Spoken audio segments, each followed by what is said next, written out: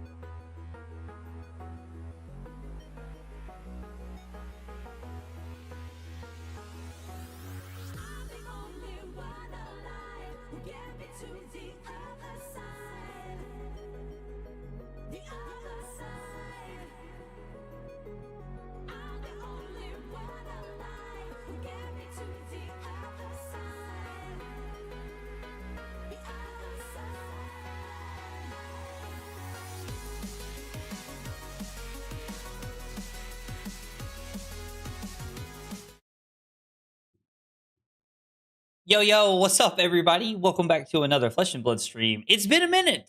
Unless I just saw you, like this weekend, then it's really not been a minute. But, for some of you, it's been a minute. I am super pumped to be back and to be streaming tonight. Although, admittedly, I am very tired. Gonna tell you guys all about the weekend. We have story time coming up. My voice is still a little gone. That is how much talking I did this weekend. I got to meet a bunch of amazing people. I got to see a bunch of people I've already met before, and I had a fantastic time this weekend. U.S. Nationals was a success through and through. I know that I didn't really put up any results this weekend, but this weekend has been like some of the most fun I've had at a Flesh and Blood event in a long time. I don't really get a chance to do what I would say is the casual experience very often. And it kind of felt like showing up with Betsy kind of allowed me to do that. Plus, like we got to do this fun thing where you all picked my heroes. So I had a really good time this weekend. And I'm going to tell you guys all about it. But just for frame of reference, if I yawn tonight, I promise it's not you. My flight was supposed to get back at I don't know. I don't remember what time my flight was supposed to get back, but I ended up not getting back to the airport until 12:30 last night. I didn't get out of the airport till like 1. I got home at 2:30, and after coming home and saying hi to Carly, I didn't go to bed till about 3. And then I got up and I worked all day. So stick with me. If I yawn, I promise it's not you all. I promise it's not you all. I'm just tired from not getting a lot of sleep. Bridge, thank you so much for the 5 months. And Zyreco, thank you so much for the 7 months. I appreciate it, guys. Thank you. Thank you. It means a lot. Yes, the thumbnail does have Dio and Jarl on it. I would not be lying if I said those were two of I would be lying if I said those weren't two of the heroes I was considering. Now, a lot of the reasons that we're looking at new heroes for me are because Victor's probably going to LL. Now, if Victor doesn't LL during pro or during national season, then we're probably going to give Victor one last ride at Pro Tour Las Vegas. But if he does, which is very probable at this point, then I'm gonna have to find the new hero. As much as I enjoyed playing Betsy this weekend, I don't think Betsy gives me the best chance to win Pro Tour Las Vegas. So even though I had a great time, I think it's time to. I mentioned this in my recap from yesterday. Like I had a lot of fun, and it was a great time to just kind of like relax and like have a good time this last weekend. But it's time. It's time to lock in. Like it's been a minute since I have like put my name on something. Since I have like cashed or like done well at an event. I think the last thing I cashed was the showdown at San Diego in February. And it feels like it's just been a long time since I've had a decent event since then. So I don't know. Like calling Columbus, we cashed a showdown in San Diego in February, but we're gonna lock in. It is time to, quoting myself here, it is time to lock the fuck in and put something on the board. I said it. I said this, and you guys will get to see parts of this because I'm gonna tell you guys about it here in a minute. But I said this in a video that I recorded yesterday that you all haven't seen yet. Mark my words. There will be a cash at Vegas. I don't care what event it is at. There will be a cash at Vegas. I am putting it on the line right now. The next like 6 weeks, we are locking the fuck in and we are putting in a result like 110%. Like it is going to happen. I'm going to will that shit into existence. I did a fun project video this weekend. I guess we can start like recapping and talk about story time. So I guess we can jump in and start doing that. Let's see. Well, like right there. So this weekend, and I'm going to give you guys an idea. But I'm going to talk about what I did this weekend because one of the upsides for me. You know what? Before we do this, let's say hi to everybody. Sorry. Keaton, Loquacious, Rose, Will, John. Hang on. Smack, Matt, Megado. Keelot. I feel like I always say this wrong. I feel like I always say it wrong. Keelot. Madagon, Dave, Bringe, Derek, Toppet, Bringe, Bill, Cree, Michael, Ian, Josh, Noob, Hal, Saren. I feel like I hit. Oh, Brian, Hatrix. Yo, I'm trying to hit everybody. I hope I hit everybody. If I missed your name, I apologize. It is not personal, I promise. Also, if I missed you in the chat, throw something in there. Call my ass out. It does not bother me at all. So this weekend, playing Betsy, like, don't get me wrong. I went into the weekend with I wanted to do well. We practiced, we put together a list that I felt like had a chance to compete. But I also had like a side project I was working on all weekend. So basically what I did is I recorded bits and pieces of my entire weekend, starting from Thursday to when I packed up to leave on Sunday. I recorded bits and pieces. We got bits with like people from the convention center, dinners. We got a Damien hot dog segment. Don't worry, that's coming. We also we got some like stuff from the testing house with the guys. But I did this and like I'm gonna edit it all together. Now I know it sounds kind of like vlogish, and that's really what it is. But I'm trying to do like what I've been laughingly calling like this like TikTok like Zoomer style editing. I'm gonna like put a bunch of memes in it, and it's gonna like a bunch of sound bits and stuff like that. So I hope it's gonna be really fun, and I hope you guys enjoy it because it's gonna take me a while to edit together. But I'm gonna take all the footage and put it together so that you all can get like an idea of what my entire weekend was like. Yeah, so that's like kind of my video project that I was working on this weekend. And it was a lot of fun. I had a lot of fun recording it. So I think I hope it's fun. I hope everybody enjoys it. Um, anyway, recap. Let's talk about nationals. Let's talk about story time because there is a lot to dive into here. And I just want to say up front that there have been a lot of times in the past where I have blamed certain things on variance in the past. And I have been like, well, like I didn't draw this or I didn't draw that. That wasn't really the case this weekend. I'm not going to even mention variance as one of the reasons that I could have done better. I full heartedly believe that my weekend and my negative record is 110% to blame on me. That includes my CC games in at nationals with Betsy. That includes my sealed calling games. That also includes my showdown games.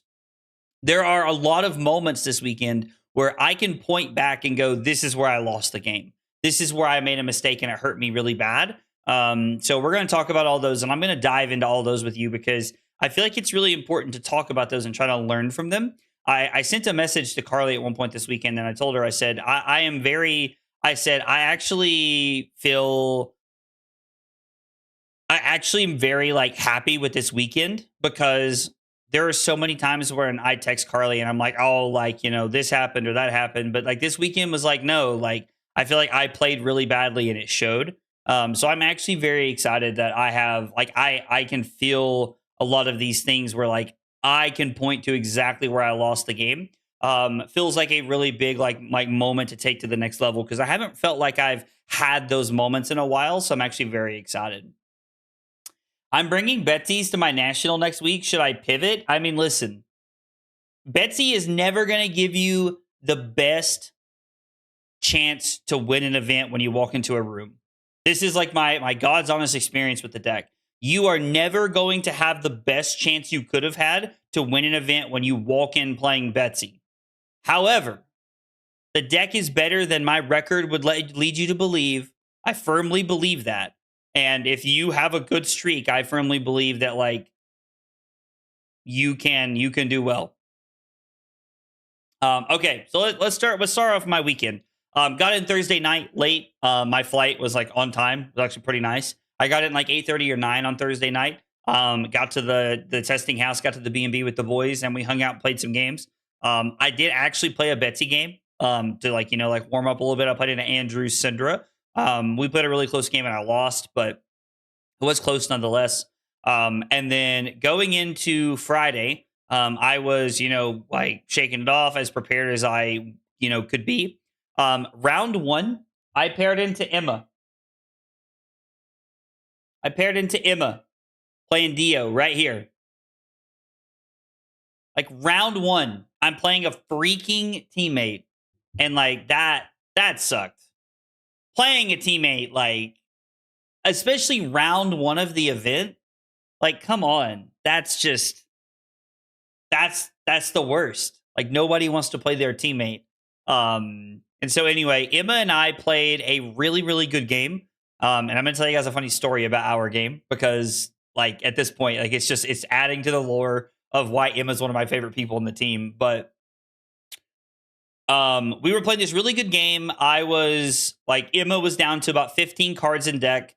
I was like at a relatively like healthy life total. I think I was like at 17-ish or like 18-ish somewhere in there. I was a pretty healthy life total. And there was a turn where I could have taken 4 damage from like an outpace or a pulse wave harpoon or something. There was no boom grenade off the back of it. It was going to be just the 4 damage. And then there was a gun, like the gun shot, the symbiosis shot afterwards. So I would have taken 6, but it would have allowed me to set an arsenal.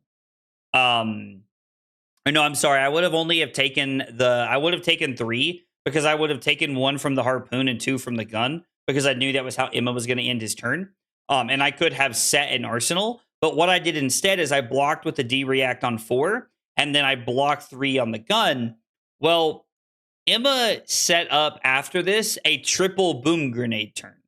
He used Prismatic Lens to put 3 boom grenades into play. Now, like, two of them came into play into one turn, and he was still able to do a lot of really powerful stuff. But Emma had set up this really neat turn where the prismatic lens allowed him to put the third red boom grenade that he had banished, and he came in with an outpace for 4 at the very end of it.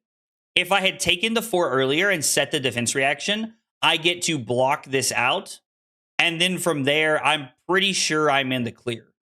Like, I think he would have pushed some more damage, and I think that I would have, like, ended the game at, like, 3 or 2 or something. But from there, I felt like I was in a pretty clear spot, and literally just arsenaling the defense reaction would have won me the game. So I think that that was a really, really big mistake on my part. Not arsenaling the defense reaction was a short-term gain for a long-term loss. So I felt like my ability to not look past and, like, see the forest for the trees really hurt me a lot. It felt really, really awkward. Now, the rest of the game, I do feel like I played okay. I was playing into, like, the, send, like, drink him under the tables for 9 when I could to disrupt Emma. Threw a couple of bet bigs. I was throwing Titan's Fist when I got breathing room. The funny part of the game is that I got Emma down to 6. When Emma was at 6, or he was at 10. He was at 10. He draws his hand and I go Titan's Fist for 4. And he goes, I have to kill you now. Or I have to try to kill you now is what he said. I have to try to kill you now. But in my head, Emma was saying, like, oh, now you're dead. Like, now I'm going to start killing you. And 4 turns later is when I died. Emma started going really aggressive from there and, like, trying to, like, end the game. Yeah, Titan's Fist is in the deck for fatigue matchups. Create. You can't play log into Dio and win, in my opinion. I don't think you can race Dio like you can Syndra, but yeah, Emma put on the pressure, and then, like, 4 turns later, I died. Emma played it really well, and it was a really close game. But I think the defense reaction really cost me the game. I think it really hurt me a lot. And so missing out on that just, like, really sucked. Like, just felt really bad. So lose round 1 to Emma on Dio. He played it really, really, really well. So hats off to Emma for playing really well throughout the game. All right, round 2. I played against a Kasai. This gentleman's name was Max. This was a banger of a game, and I'm going to tell you right now before we talk about anything, like, tip the old headband to Max, because Max played this game extremely well. So the plan most of the time for Kasai is that they are going to stack up as many golds as they can, and they are going to put a bunch of dudes into play with Raisin Army and try to kill me. So what I do is I try to pitch stack a sense weakness with a couple of other blues and a red, like a drink them under the table or a bet big. It really doesn't matter. Anything that I can overpower is the goal. So we want to be able to go overpower and then set the whole thing up. So we stack this all together so that when we draw the sense weakness, we can park it in our arsenal and say go, and then play a 5-card hand with sense weakness and with, a red, wager card. So I'm stacking this turn. This is one of the games where, like, this is one of those times where it's really important to pay attention to your opponent's pitch stack, and it's not always super easy. And I say that because when I play Victor, I am so second natured to, like, what's happening. I'm not even thinking about lines a lot of the time. I'm thinking about what you're doing. Like, I'm thinking about what you're doing, not what I'm doing, because I know the game plan inside and out. With Betsy, I wasn't quite there. I felt really comfortable with the deck, but I wasn't quite on that level. So I was thinking more about my stack and how I was playing the game. When my opponent saw sense weakness go to the bottom, they counter pitch stacked a, like, 23 to 25 damage turn. So the way the game lined up, I was at 12 when their turn started. I was of the mindset, I'm going to be able to, like, block with an equipment piece, maybe give a card, play my hand, get aggressive. Like, try to clear the board here was the goal.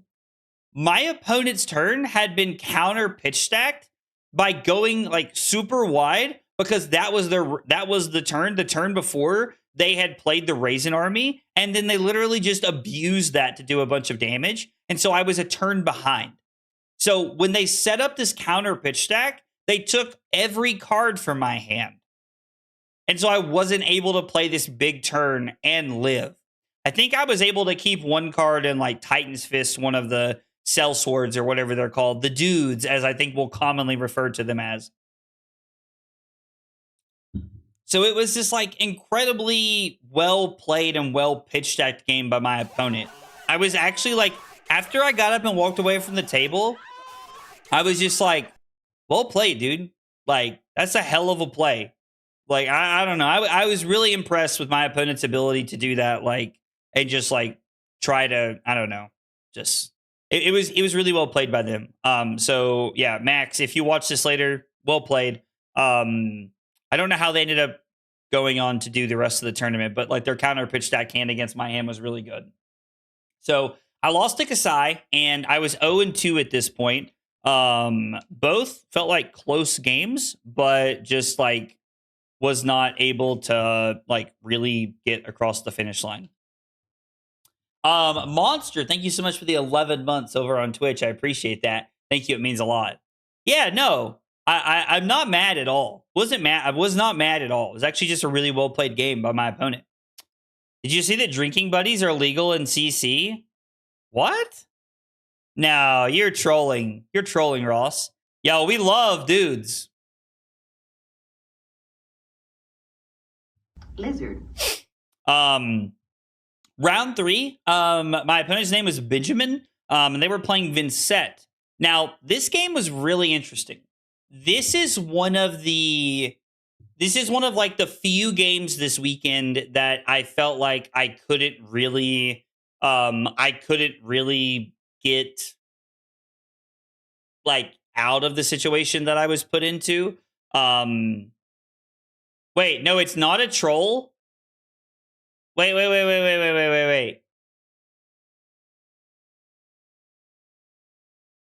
No, he wasn't mad. He was just fuming. Wait. No, wait. You just said drinking buddy isn't legal. Look at DMs. I'm so confused. What? It's legal in CC? Wait, since when? I thought this wasn't a thing. No. 2 or more heroes put a card in the arena this way. This gets go again. Wait a second. Is this good? Do we like this? Hang on. Yo. Betsy failed you? No, I failed Betsy this weekend. I can safely say I failed Betsy this weekend. I mean, it says it's legal in the picture that I was sent. I mean, I don't know. Like, does that, I mean, that doesn't mean. It doesn't, like, so it lets you go search for something with the word potion or brew in the name? Is there... Dude, I'm telling, like, hang on.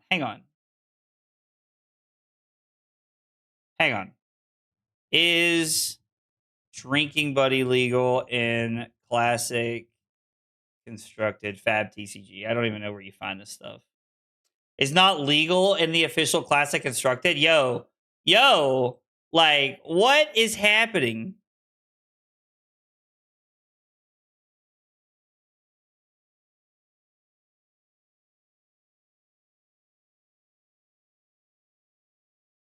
Just check the card legality page. Why will that help me? Let's see. There's card legality policy. Yeah, it says no. Like there's a AI overview tells me no. Is what it says. I'm going to stick, you guys come back to me on this. I'm going to stick with no for now.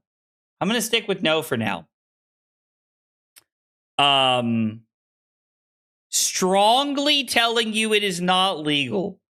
Okay, all right, we're gonna go with no. I don't know. Anyway, Taskmaster, thank you so much for the Prime sub over on Twitch. I appreciate that. Means a bunch. Thank you. Okay, round 3. Vincent Benjamin. My notes on my thing here say Op had 2 turns of 20 plus damage in the first 6 turns, and I only threw log 3 times. Now, my opponent ended the game at 9 because of a lot of blood that they took. But what happened both games was it felt like they went setup, setup. Here's like 25. And then setup, setup. Here's like 25. So that was, I don't know, like it was one of those games where like I didn't really feel like I had a lot of agency in what was happening or how I could play around it. Now, naturally, Guardian ends up fatiguing Vincent a lot of the time. I will say that the second time they threw their 25, like their 20 to 25 point turn, I had all reds. I had all reds in my hand, which like I don't know how you're supposed to stop that. With that many rune chants, like I had quad reds in my hand on like their second big turn of the game.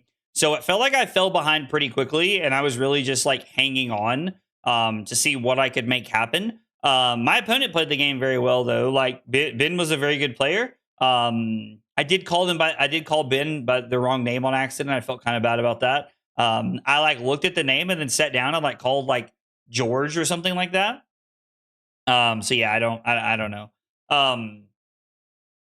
Yeah, skill issue. Draw the blues. Exactly. So I felt like I lost the game. That one felt a little bit like variance to me. Like I can't after each game every round, I sat down and like tried to like genuinely think about like why I lost or what happened each round, so that I could go back and point to it. And like that game, I couldn't really find a thing that like I don't know. I couldn't really like find a turn that I felt like I could have like made a significantly better play that would have put me in a good spot. Have I opened anything at least? Opened anything? What do you mean, Michael? Oh, I will say, I got to tell y'all about what I picked up on Sunday. Y'all are going to like some of the stuff. Just put more blue cards in the deck? Yeah. Hey, see, exactly. You guys get it. All right. So you guys, all right, hang on. We're like, how many subs for me to play Max at PT Vegas? Call the new session Road to Playing Max at Pro Tour Vegas. RT PM PTV. That would be pretty funny. As much as I enjoyed playing the deck that you all picked for me, I will be playing my own deck for Vegas. It is lock in and put a fucking result on the board time is where I'm at right now. Time to join the Huntsman Cabal. Oh boy. I can't believe Jesse and I got zacked this past weekend. Why is that a thing? Why is your flight getting screwed, getting zacked? What? What's happening? Yo, is Chase out here? Is Chase out here trying to do it? Is that Chase? Is Kia-Lot Chase? Huntsman Gamers join us? Yo, what's happening? Road to maxing my chances of not cashing. Actually, that would be a great tagline. I don't know that you're willing to reach deep enough into your pockets for me to play Max at Vegas. I don't think it's there. I don't think it's there. We are gonna talk about some of the new things that I'm playing. I'm really hoping to avoid getting zacked this weekend. Big plans with the wife. Dang. Yo. There are 2 chases in here. Oh, dude. See, that's why I call you Keaton, bro. That's why I call you Keaton, dog. Like, dude, we're like super maxing names around here. How much for me to play Gravy? I'm telling you, you guys aren't willing to reach into your pockets for how much money it would take for you to pick my hero this weekend. Like for you all to like just hand me a list of 80 cards and play it, y'all ain't reaching that far into your pockets. Y'all, it's just not happening. I could borrow the coolest looking Huntsman deck in the world. That would be cool. Give me a number. Tell you what, hang on. Let me get Carly in here. If we're gonna do this, hang on. I'll ask the boss. Hey, Carly. Rose wants to know how many subs to play Gravy at Vegas. I told her I'd ask the boss. Yeah, I'm coming through the mic.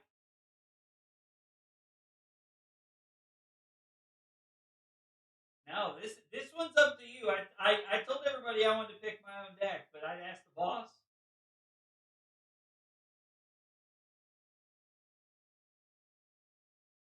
She said, I don't know, Chad.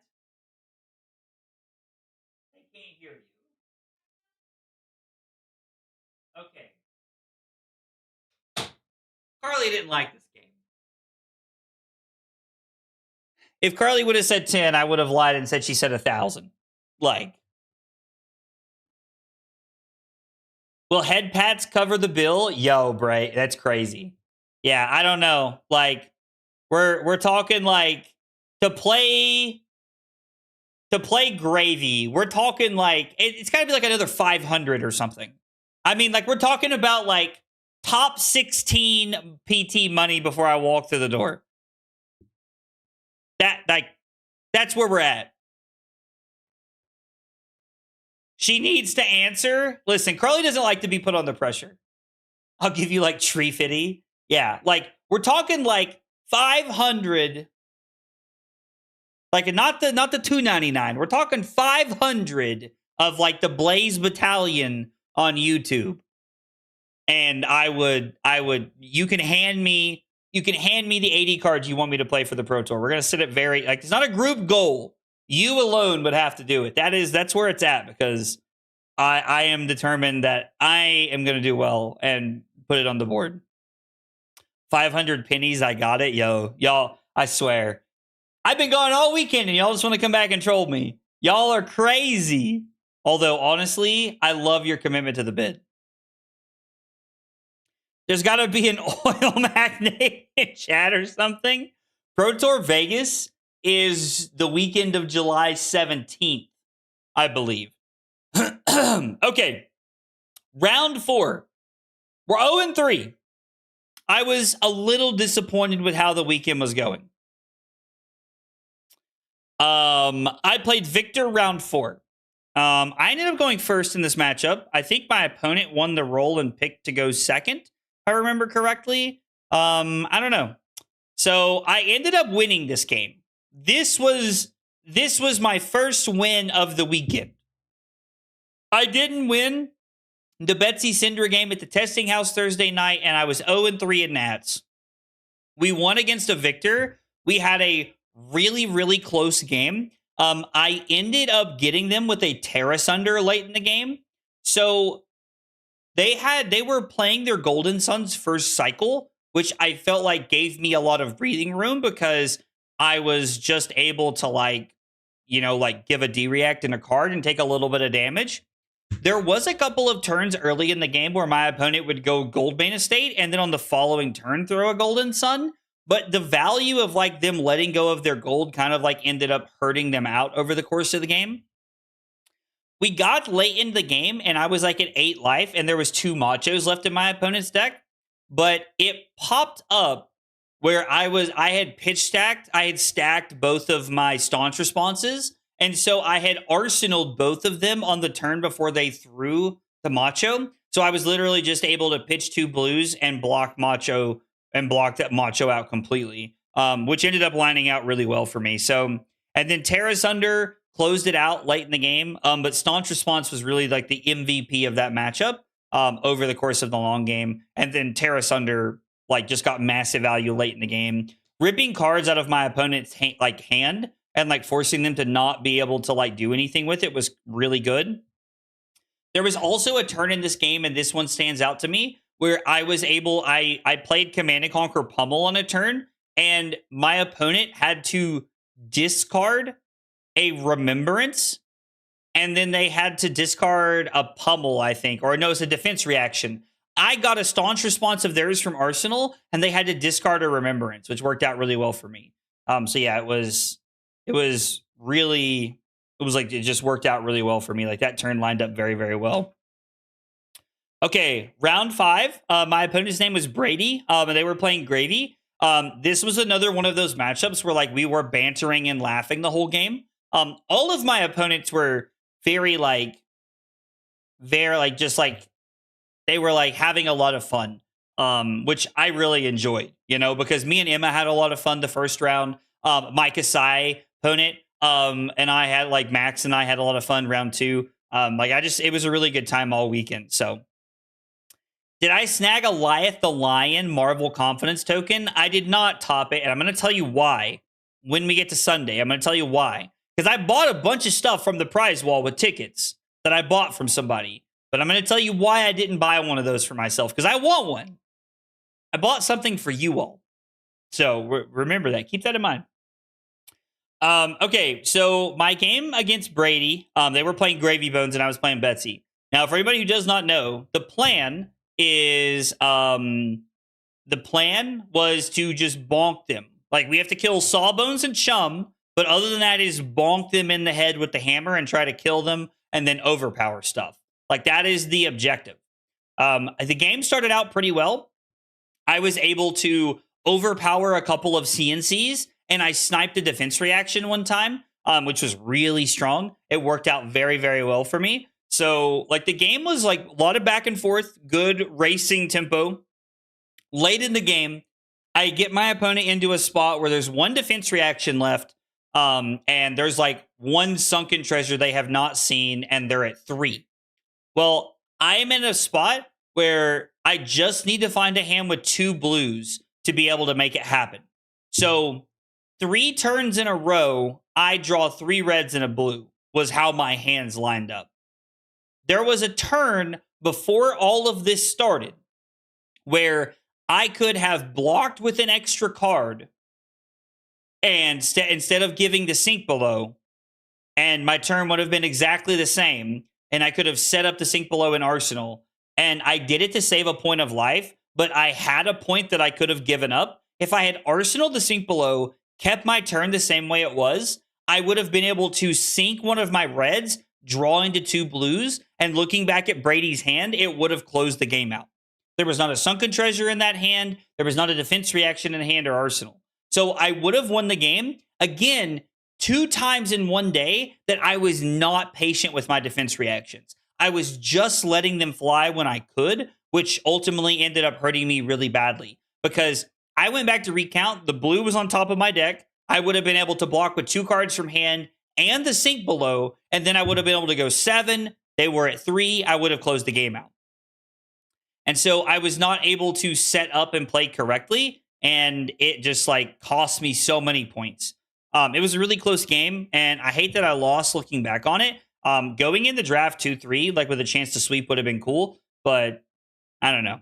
Anyway, so we ended up losing to Gravy Bones off the back of me not arsenaling a defense reaction, which twice in one day I made the same mistake, was a little sad. Now, I'm going to talk more about my draft than I am the actual like draft like games that happened, because the draft games were actually all really good. So I ended up on Aurora. I think there was 3 Auroras in our pod. I ended up with 4 Electron Jolt steps, which allowed me to like always have flows going and generated, had consistent 3 blocks. And I was playing a like go tall Aurora deck with a lot of like 2-card attacks that worked out well. Like there was a turn one time where I went red Jolt Step into red Astral Assault for like 10. Like it was awesome. Now I know it's like a 3-card 10, it's 1 point above rate, but it just worked out really well. So I had a couple of like really good turns that lined up, and like the deck was okay. I didn't really feel that comfortable about my deck at first, but I ended up being in the right spot. So I ended up playing Aurora. I won the first match. I played the mirror. My opponent's name was David. I was able to go second, which was very good. And then I had a lot of flows for Spell Void. yeah, so that ended up being really solid. The second round, I ended up playing against an Acilio. The Acilio of the game was really, really close, but like I think I won the game in like the first like 4 turns because my hands came together really well. Like I drew a my one of red path at the same ends at like a really good time for me. Because my opponent had just used their last flow and they didn't really have a way to prevent that. So it allowed me to get like natural go again without having to worry about anything. So Path to the Same Ends came up really clutch. That's like one of my favorite Aurora cards to draft. So I ended up winning round 2 against an Acilio. It's a close game, but I ended up squeaking it out there at the end. The third game was against a Ziggy. This was my one loss in draft. I did go 2-1 in draft, which like I was kind of hoping for the sweep, but it was a really, really close game. I died to a Flittering Spike. Flittering Spike, I think is what it's called. The 1-for-4 that gets +2. If you played an instant. And so they played Flittering Spike into Storm Shard. Now that takes it up to 9. I had blocked 3 and I was going to play Brush Off because they were playing Ziggy. I was expecting like a Circular Flow Tide, Nourishing Glow, but the Storm Shard just ended up closing the game out. The other thing that made it really interesting is that they had already pitched a Storm Shard. They had 2 Storm Shards in their deck, and I had 0, which made me kind of sad. But my opponent had already pitched one, so I wasn't playing around it. I knew we had like 2 hands left to go before they got back to their other Storm Shard. And then the second one was just an absolute blowout. So I had hopes for the 3-0 draft because I kind of liked my deck, but going 2-1 is fine. So all in all, I finished my US Nationals run at 3-5, which not really where I wanted to be. I was really hoping to like squeak out a 5-3 and make it to day 2. But I played pretty poorly in CC, and I feel like it really, really reflected it. The entire day speaks to me on a couple of levels. One, patience is so important in a competitive environment. The other thing that stands out to me about this is that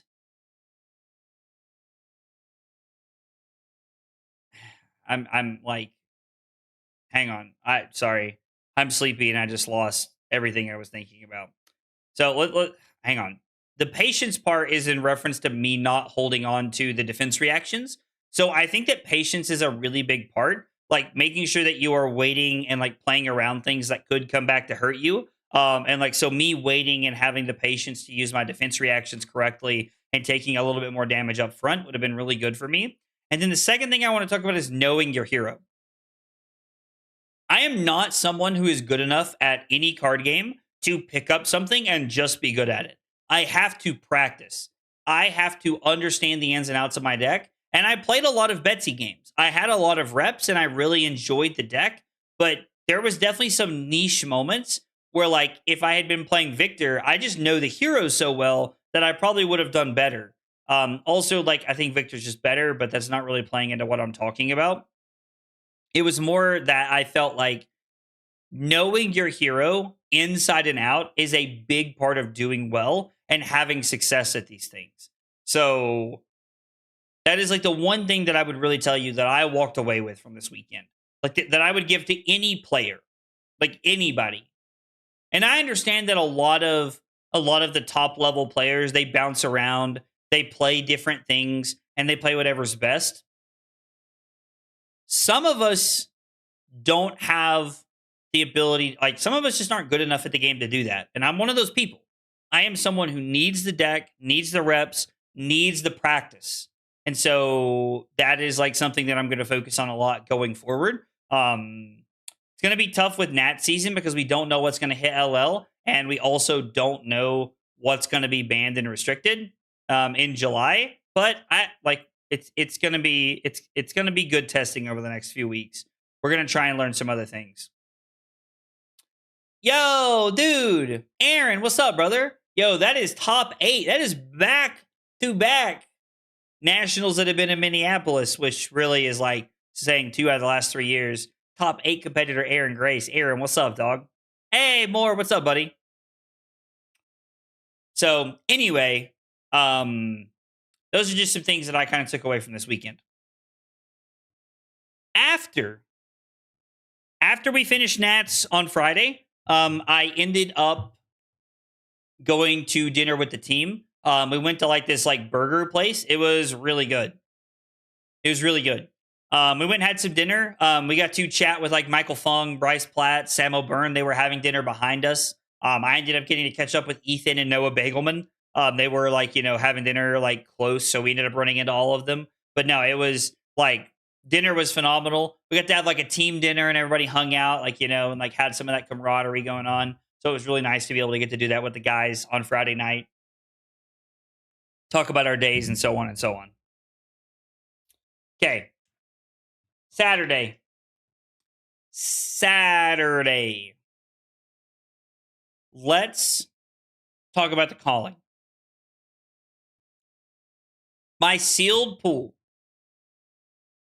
felt like the most mediocre thing I've ever opened in my life. And my rationale behind that is I didn't really have any like bombs, so to speak. The one card that I had that really stands above the rest, that I'm not going to sit here and like argue with you. The card that I'm about to tell you is very, very powerful, but I don't think it's like that bomb status. I had a flow state embodiment. Now, flow state embodiment is great in limited, and I really, really like it. My deck, like my pool, my deck was very mid. It was just like not great. I had 21 Ziggy cards. I had 19 Acilio cards, and I had 20 Aurora cards. So I was talking to a lot of people who were like, oh, I had 27 of this, and I had like a red flash bolt and a red core reaction. I didn't have any of the cards that really stand out to me. Like nothing that were like crazy powerful. So I ended up with like this okay Ziggy deck. Ziggy was what I ended up playing. I was really leaning in off the fact that I was expecting my like one of red Oryx shards to carry me through games and like just like try to snipe games out of nowhere. And I did a few times. I mean, I got a couple wins before we ended up dropping from the event, but the pool was not great. Round one, I ended up playing against Nathan, who was playing Acilio. We both sat down at the table and were talking about how bad our deck was. Now, this is hilarious to me because when the game was over and I won, Nathan looked at me and said, I'm going to get that 0-3 drop and you can't take that from me. And Jason Rolfe was sitting next to us and like he bust out laughing. Like we were all having a good time. So it was just like good fun the whole game, but I did end up winning round one. I got to go second, and I wrote, honestly, the battle of bad decks. Oh, man. And then I wrote life gain clutch. There was a game where during this game, I was able to like nourishing glow flicker to like stay up just enough and have that protection. And then I had a red brush off in my arsenal that lined up really well. So I think that overall, like this game just kind of went my way. My opponent had a couple of awkward turns where they literally just threw like a 1-for-5 at me, and that was their entire turn. Not even arcane, like just physical. So I just put 2 cards in front of it. So the game was really interesting, but we did squeak out a win in round one. Felt pretty good. Round two, I played against Josh Lind, who ended up on Aurora in the sealed calling. I wrote down that the opponent's deck was slightly better than mine, but I should have tried to play for the shards kill. Now, this game isn't exactly where I would say there's nothing about this that makes me say like I made like egregious mistakes. But I think that I made small mistakes that cost me a lot of points over the course of the game. So in this game, there was a turn where I had 2 options. I could have arsenaled the red Oryx shards, and having that red Oryx shards would have allowed me 2 turns later to be able to attack and then play it, flicker it, and then I would have been able to Aphrodisias as well. So I would have buffed my attack by 5 and hit with the Aphrodisias. It's a lot of value. Now, Josh ended the game at 3. So this is a very important note. So Josh and I ended up going to time because like we were playing like a little bit of a longer game. My last hand was 4 instants. So when they called time, or no, it's 3 instants and a 2 block. So when that came up, I just literally just conceded. I just like, when they called time, I conceded. I wasn't going to drag Josh down with me. That seemed ridiculous. So it was a good game. But I think that my misunderstanding of red Auric shards was my out to winning the game. I think cost me a lot of points and really hurt me there in the race. I am, in fact, an EP Blaze today. I am very, very tired. Again, I apologize earlier in the stream. I did not get home until 2:30 last night. Got into bed about 3 a.m. last night and had to work all day. I'm streaming tonight because I love you guys and I've missed you guys. So just know that I'm running on like 4.5 or 5 hours of sleep. I'm pretty tired today. So if I yawn, it's not you all. I promise it's not you. It's me. Lizard. Anyway. Round 3. You'll never guess. I ran into your favorite tier list maker. That's right. I played Nathan Crawford in round 3. Oh, brother, this guy stinks! I'm just kidding. I love Nathan. So Nathan and I played. We had a really close game. He was playing Acilio. He was at 5 when the game ended. And so I wrote down that I got full shards value because I was really trying to focus on capitalizing on my last mistake and getting as much value out of my red Auric shards as I could. Because I was hopeful that I could literally just snipe enough game with red Auric shards to try and win the game. And then I wrote that I should have played for the glow life game. Now, Nathan was playing Acilio, and there was a chance I could have fatigued him.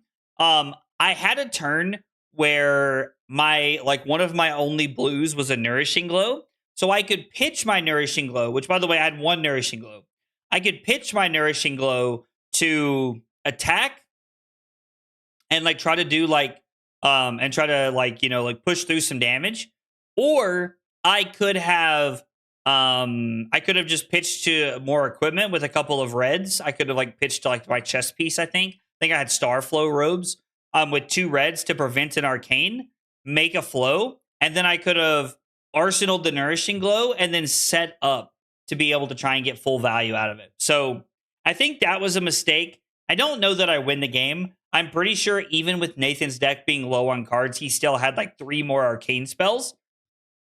And I don't know that I had enough ward left in my deck, or if I had enough life gain left in my deck. I had a couple of big attacks left that I could have used to kill him if we did fatigue him, because he was at 5. But it just, yeah, I think that the pitching the nourishing glow was a mistake, and that playing for that life gain in the Acilio match is a really, really big deal. So I am 1-2 in the calling. Round 4, I played against Gordon, who is playing Aurora. I did win this game. My notes say that Auric Shards pushed 6 damage, which was lethal, on a turn where Op pitched 3 reds to prevention, and it won me the game. So what happened is I attacked. Red Auric Shards and Flicker is lethal by 2 points. So my opponent has to use 3 pieces of equipment to live, which they have up. Well, they had 4 reds in hand. So my opponent pitches a red to a Seeker's equipment, pitches 2 other reds to a Starflow robe, I think, and then uses an equipment to tap their hero. They go to 1, and then their turn is throw something at me, and I drew Corrosive Space Dust to put it into play. Yeah, what happened was, and so I ended up sniping the game that way. Red Auric Shards just honestly lined up on the perfect turn against my opponent. My opponent's deck did have a Tempestuous Kiss, which I feel is one of the cards that you slam. You always take Tempestuous Kiss, pack 1, pick 1, even if you pivot out of Aurora. If you're not in the Aurora seat, pivot out of it and just hate draft Tempestuous Kiss. I would do that. So I ended up kind of like stealing a game that I think my opponent would have had a decent turn with, because they had 3 red or 4 reds in their hand, but one of them was a red quick succession. And so I think they would have had a decent turn if they would have been able to keep a couple cards. So I'm very glad that we were able to snipe that or get that game, pushing damage with the red Auric Shards, and move to 2-2. Now, here is probably my most obvious punt of the entire weekend. Like, this was so bad. And let's see, my opponent's name was Brandon. They were playing Ziggy. This was round 5. If they watch this back, they're going to immediately know what I'm talking about. Like, I think if you like clip this and send it to Brandon, you should just cut it off, because I think they'll know what I'm talking about from there.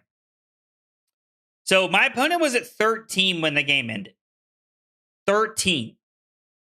Some of that was because their deck was just better than mine. Like, there's no doubt.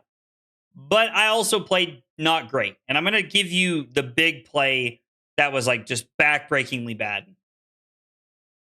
So I wrote down bad Hollow Shield play with Aphrodisias up. Need more fragments attack, build deck different. We're going to talk about that here in just a minute too. The Hollow Shield Aphrodisias that I'm talking about was face up. My opponent has 1 card in hand.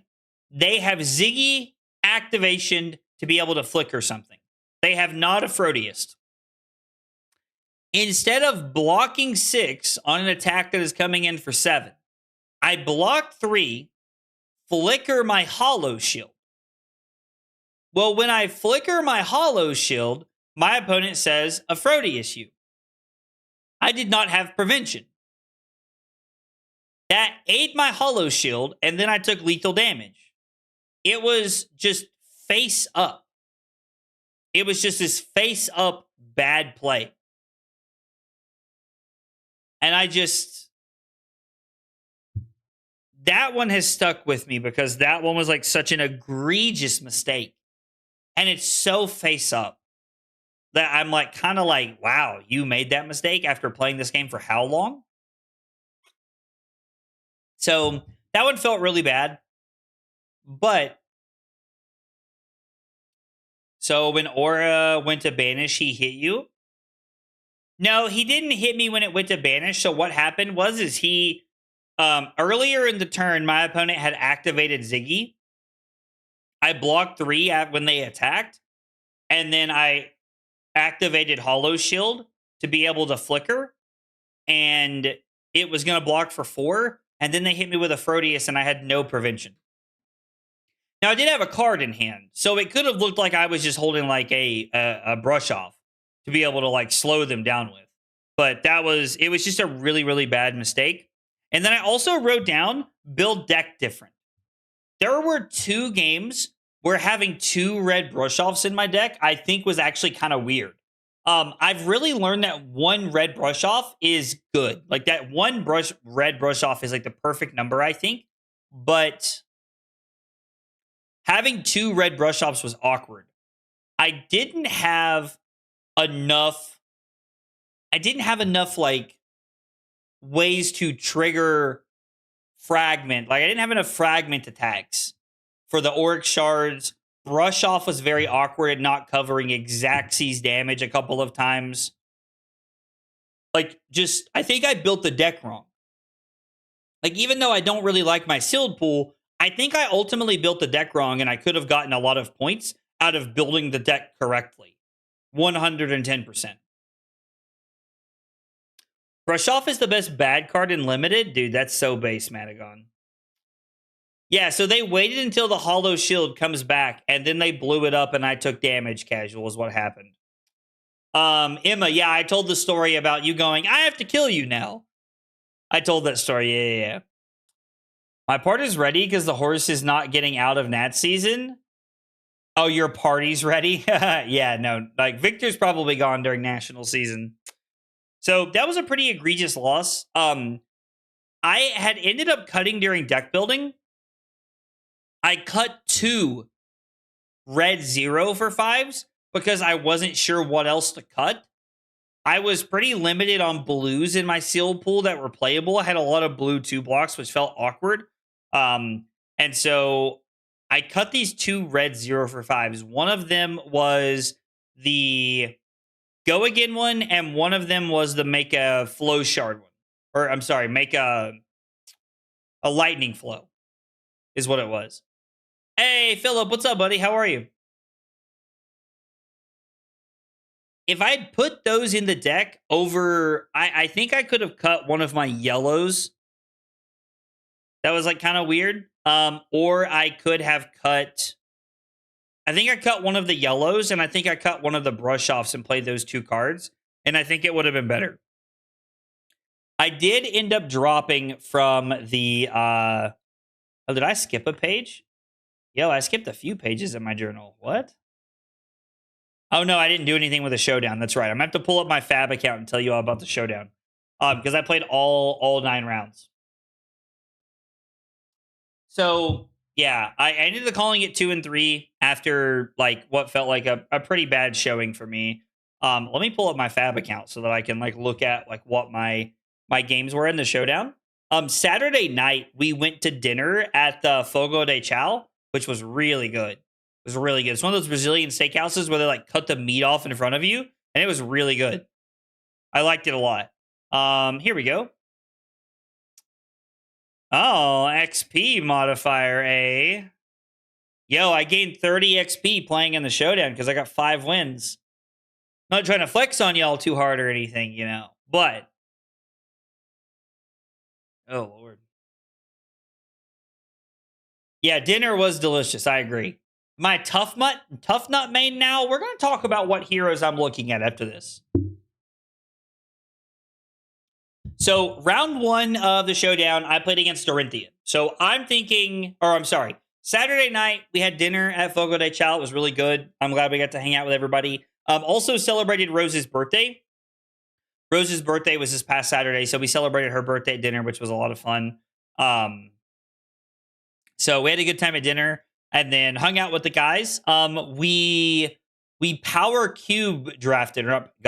Jesus, hang on. I'm sorry. I've been watching Magic lately. We cube drafted. We cube drafted Kevin Murphy, you know, Smurf, and Will Table and Legs, you know, the call-in show. We drafted their cube that they have put together, and it was awesome. It was so much fun. I played, this is going to sound super boring. I played Kodachi Ira was my plan, and I literally just took like good value cards is all I did. Like it was great. We had an absolute freaking blast. It was so much fun. Is Rose just calling Erickson as a trench coat? Who else could top 8 gravy? Yo, we haven't got to this part of the stream yet, but big shout out to my boy Colin. I've been watching Colin dominate on the AGE circuit for a long time now, for what feels like a long time. And I'm very glad to see him get the love and recognition he deserves because Colin is a great player and an even better person. He is super nice to everybody he talks to. Like, love Colin to death. So I'm super happy to see him win. He's a great guy, and I'm super happy to see him put his name where it belongs. He is so goober coded, and I'm happy for his big W. Me too. Me as well. Yo, Chips, thank you so much for the 18 months over on Twitch. Chips, I appreciate that. Thank you a bunch. It means a lot. Had to drop Warrior to win a big event. Great dude. I mean, listen, he played Gravy and automatically won, right? Like, he's a real one.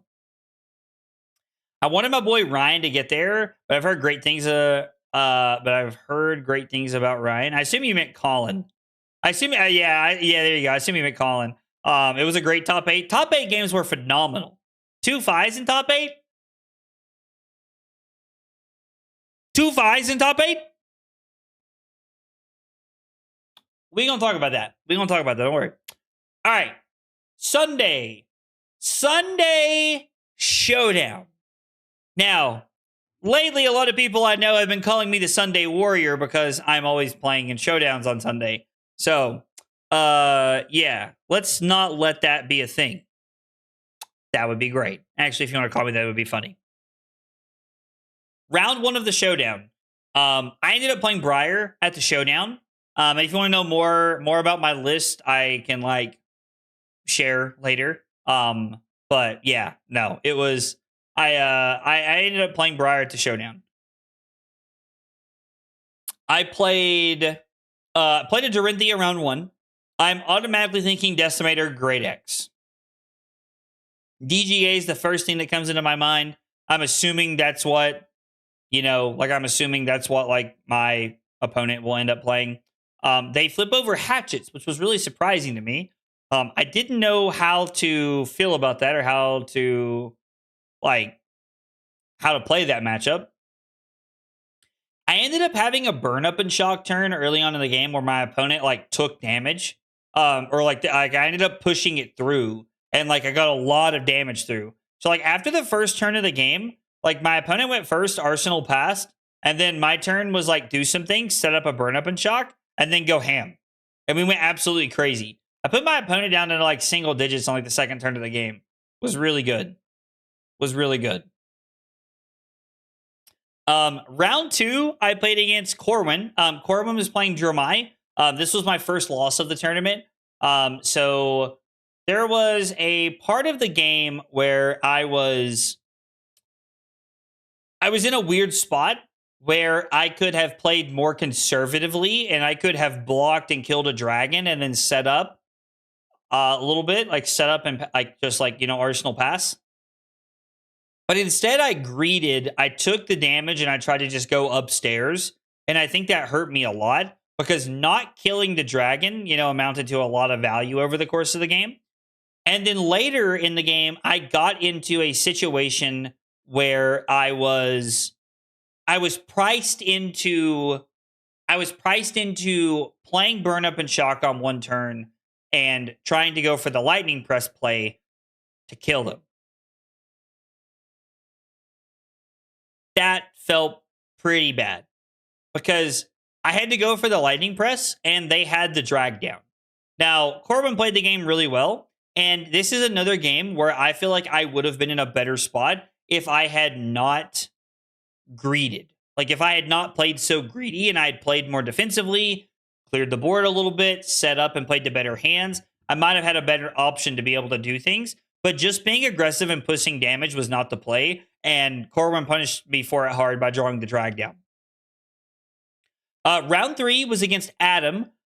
We actually ended up sitting and talking because his local judge is one of my favorite judges in the area. Like one of my favorite judges in the area. Like his local judge is one of my favorite judges that comes to events. I can't remember his name right now. I'm sorry. I'm going to blame it on being sleepy. I did end up beating Adam. He was playing Fi. I was playing Briar and I went second and like just like went crazy. Like the deck just did its thing. Just like absolutely like went ham. So I ended up being 2-1 after round 2 against Fi, which felt pretty good. Round 4 was against Miles. Now, Miles was playing Oldham. This was my first Oldham of the tournament. If you have ever played Briar, you know that Oldham is a tough matchup and it requires a couple of things from you. It requires you pitch stacking the deck, and it also requires you to play the game aggressively enough to where they don't have time to set up and really do anything. This is not always an easy balancing act to do. I believe Miles was at 4 when the game ended.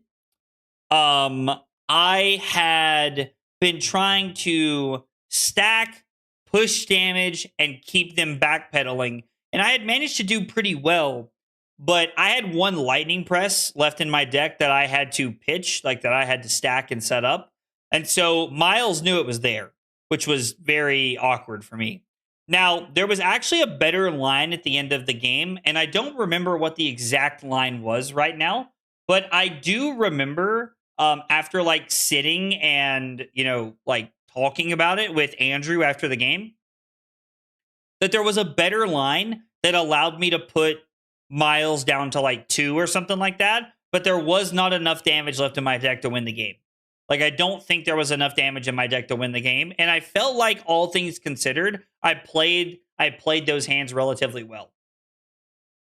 So I ended up 2-2 after losing to Miles. Round 5, I played against Devin, who's playing Terra. Now, they did not load in Arcane Barrier against me, which was interesting. It ended up working out for them. I ended up losing. My opponent told me that they calculated how much arcane damage that I could deal, and they were just in a position where they were prepared to play around that amount of arcane damage, which I thought was kind of neat. It was actually like a really well thought out strategy. So the game, I think I could have won this game.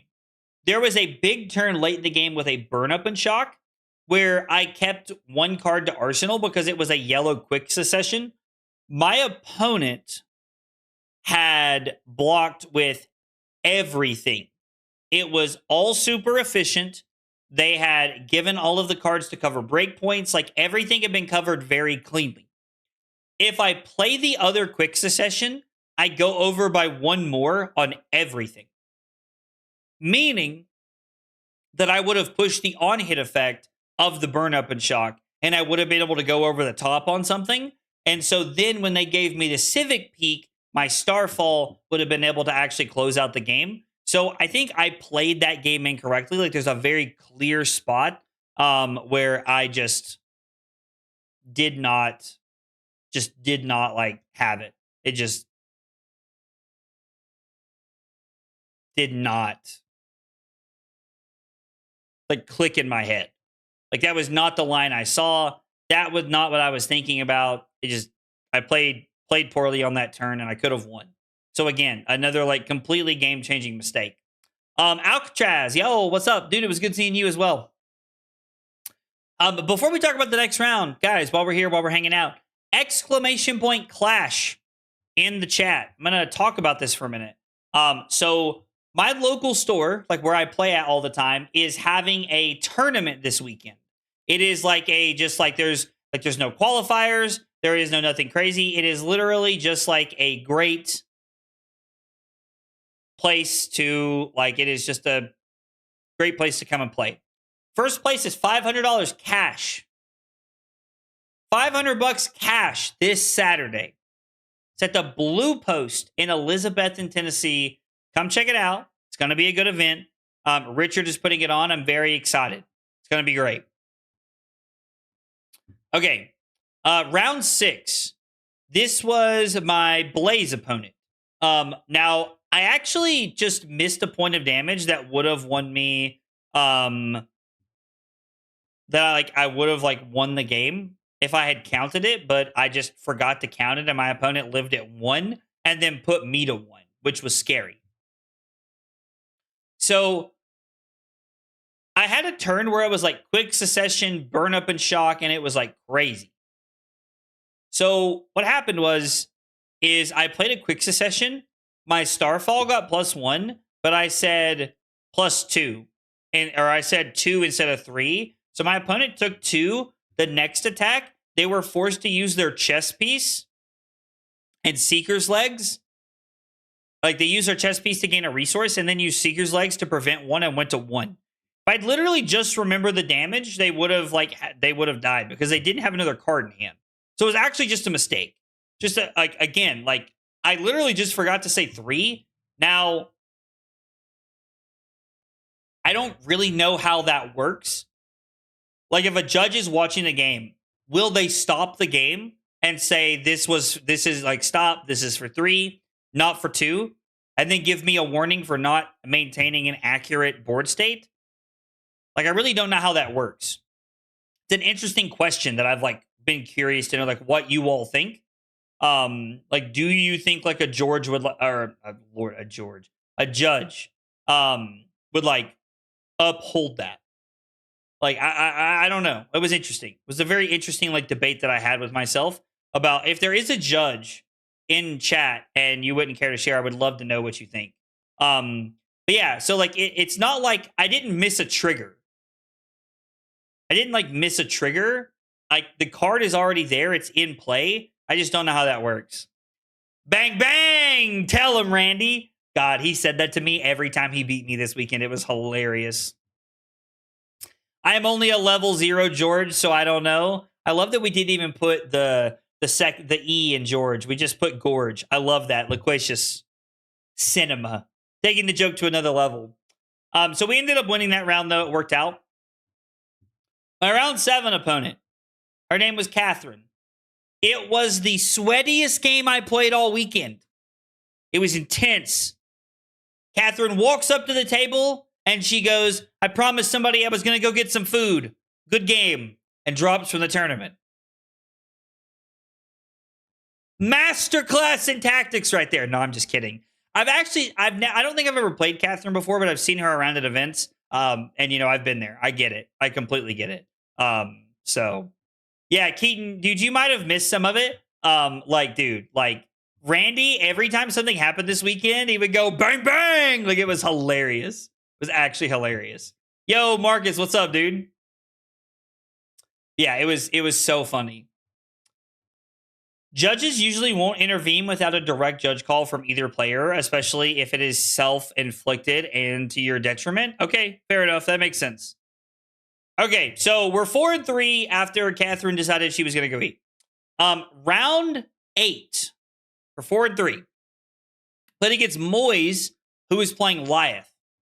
They told me that I was the first Briar they had lost to all weekend, which I thought was really interesting. Because I didn't expect Lyeth to have a great Briar matchup.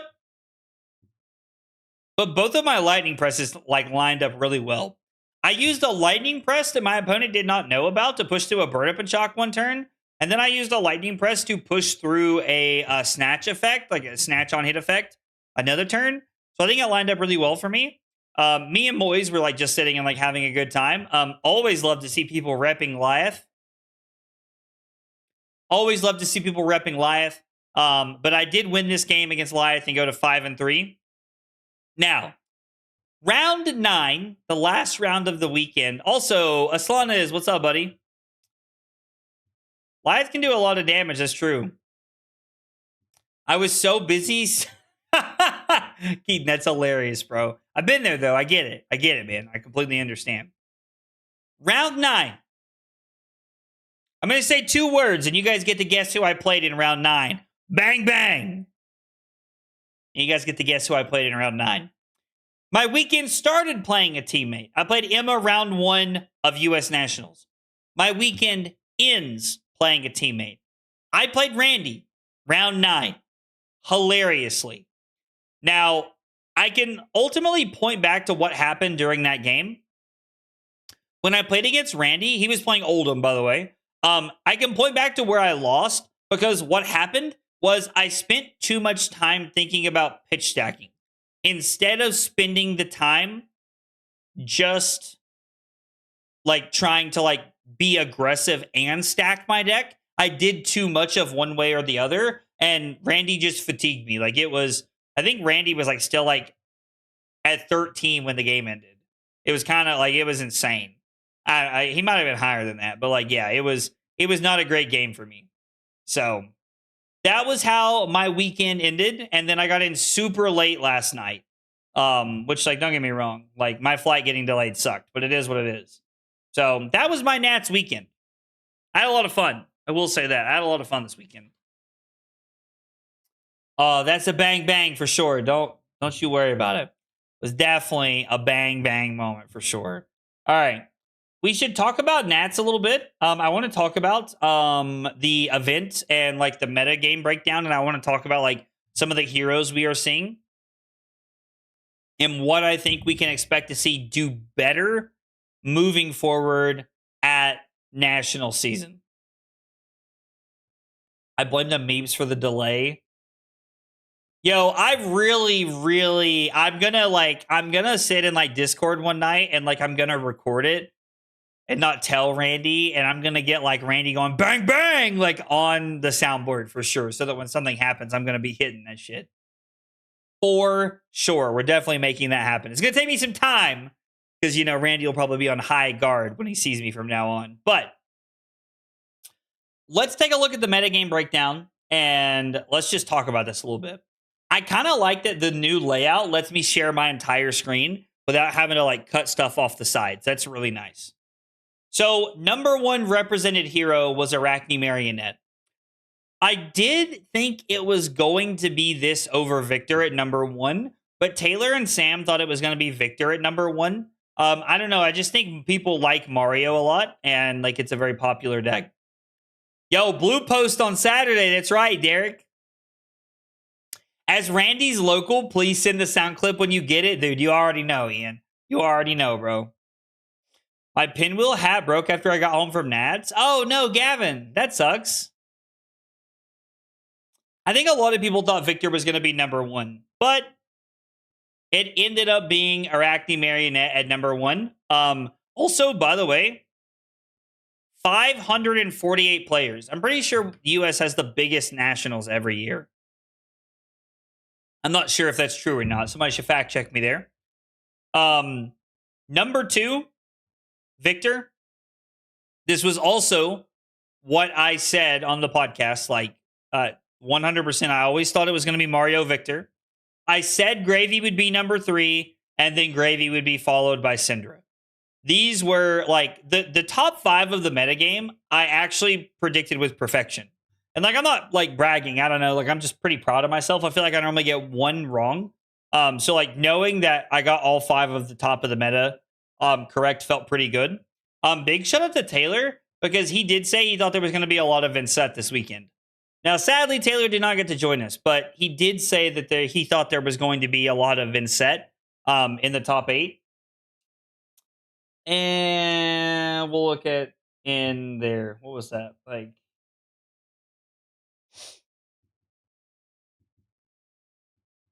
we'll look there so I get that timestamp later.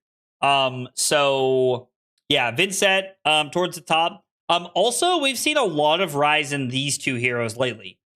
Jake McCormick did win calling Jakarta playing Psy.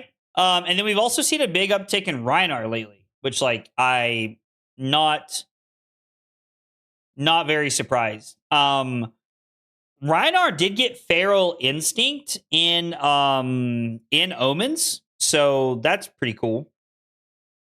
Kasai, I think a lot of people like Kasai because it has a favored matchup into this deck. At least this has always been my impression. I'm definitely not saying Gravy can't win, but this is definitely my impression. So yeah. And then moving on, I gotta be honest. Somebody correct me here. Why? Why were there 18 people playing Fang? Why were there 18 people playing Fang? I do not understand that. Yo, what's up, Jesse? How are you, brother? Like, I do not get this. I don't know. I'm really hoping somebody can explain that to me. With 548 players, I wish they'd allocate more prize money toward it. So I do think that it was surprising to me.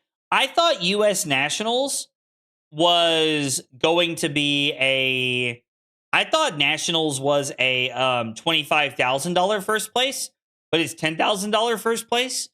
I'm not really saying that like it's this or it's that because I mean we have 800 player callings all the time, and I think first place is like $5,000 or something like that. So like I'm not saying it's ridiculous or anything. I don't know. Like I thought it was 25 for some reason. I don't really know where I got that number. I mean, yeah, like he's Draconic Kasai, but I just don't get it. Was there a Fang? Did a Fang cash this weekend? Does anybody know? And I'm not saying that was shade. Like I don't understand why people thought this was the pick this weekend. And it makes me wonder, because if Fang is actually good, then I don't care to play him at Vegas. I'll have to buy a lot of cards, but I also don't care to play Kasai. Did Ellie Bird cash? Ellie Bird lost winning in against Majin. Okay, so not only did Ellie cash, but she probably top 16. Okay, Bird. Okay. So Ellie cashed. Bird Cabrera cashed. Okay. Oh, Bird Cabrera had a winning in, not Ellie. Or no.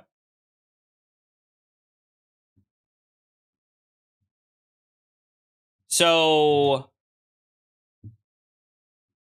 Bird Cabrera. So it wasn't Ellie Bird, it was Bird Cabrera. So Bird Cabrera cashed the Cash Nationals. Okay. Gotcha. So anyway, I don't know. Like seeing Fang do well, like I like seeing Fang do well. This wasn't really a deck that was on my radar this weekend. Another deck that stood out to me was this one right here. These two decks, I think we're in a much better position this weekend than they seemed. I know there was a Puffin who top 32'd. I was told there was a Puffin who top 32'd. I don't remember their name, but I was told there was one that top 32'd. Emma ended up cashing on Dio. Emma went 8-1 in CC. Like Emma went 8-1 in CC, I think is what he told me. His one loss was to a Victor. So I don't know. I just can't help but feel like if Victor hits bans, like if Victor hits LL during like national season, that like Dio is the deck to play. She just is so good and so powerful.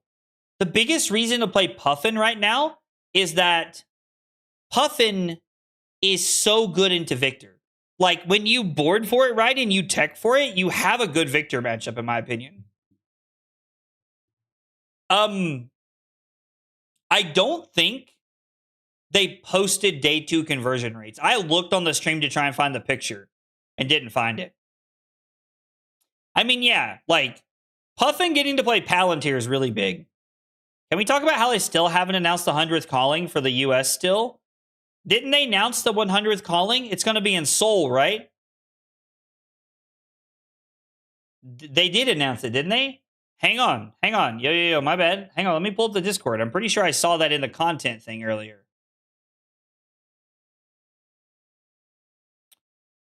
Let me pull up the...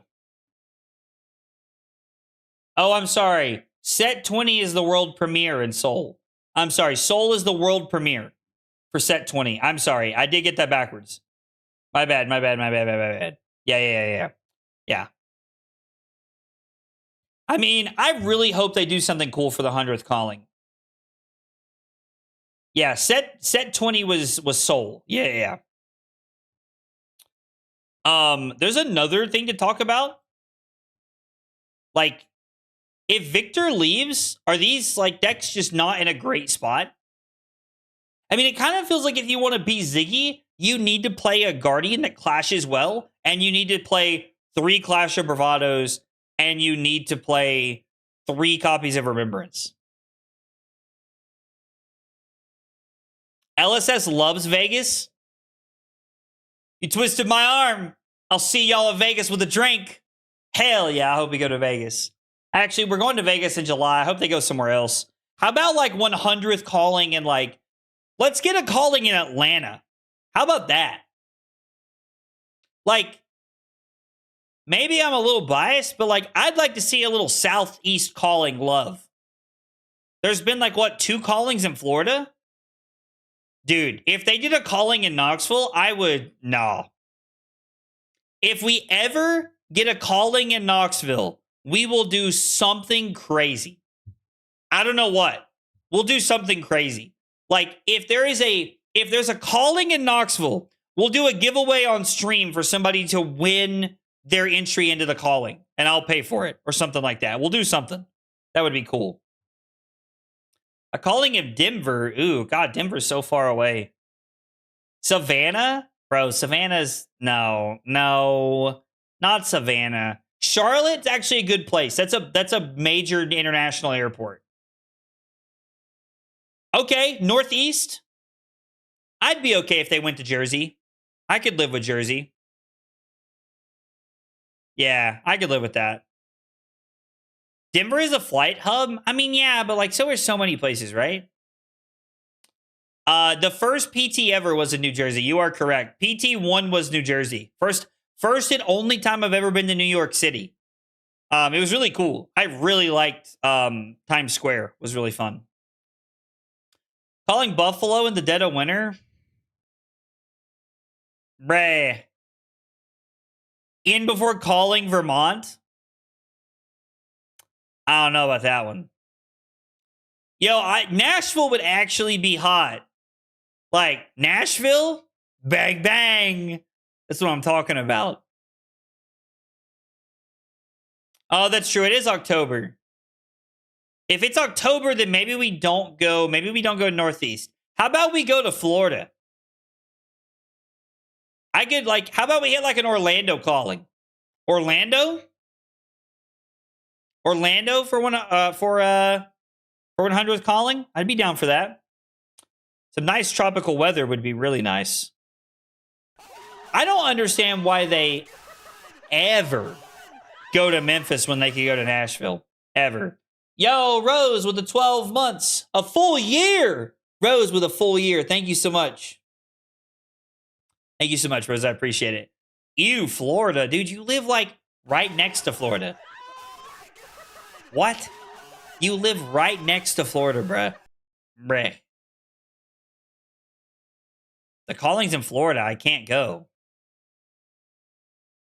Why? Do you not do well in the heat, Rose? Colby, thank you so much for the 6 months over on Twitch. I appreciate that. Thank you for the 6 months, Colby. Florida adjacent? I didn't realize people were so offended by saying they live close to Florida. Interesting. Nashville would be better. I hated walking to the bars in Memphis. Dude, I'm so down for Nashville. I would drive to that one. Not putting my safety on the line to go to the Florida. Florida is pretty unfriendly for our LGBTQ plus community members. Oh, I did not realize that. Okay, my bad. Thank you for educating me on that. I was unaware of that. Thank you. Dot, thank you for clearing that up. Rose, I understand now. Appreciate you guys educating me on that. I was not aware of that. I'm going to be honest, I don't really know a lot about other states' political things. I know that Tennessee is like, we are the reddest state in the fucking country next to Texas, probably.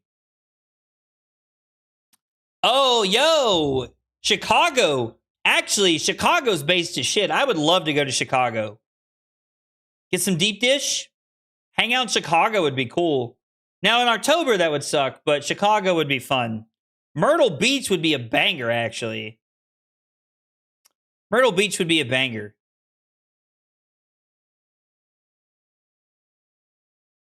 Chicago. Okay, now to be fair, like, Dot says Chicago in October would be death because, like, he's, like, you're from Arizona, right? Dot, if I remember correctly?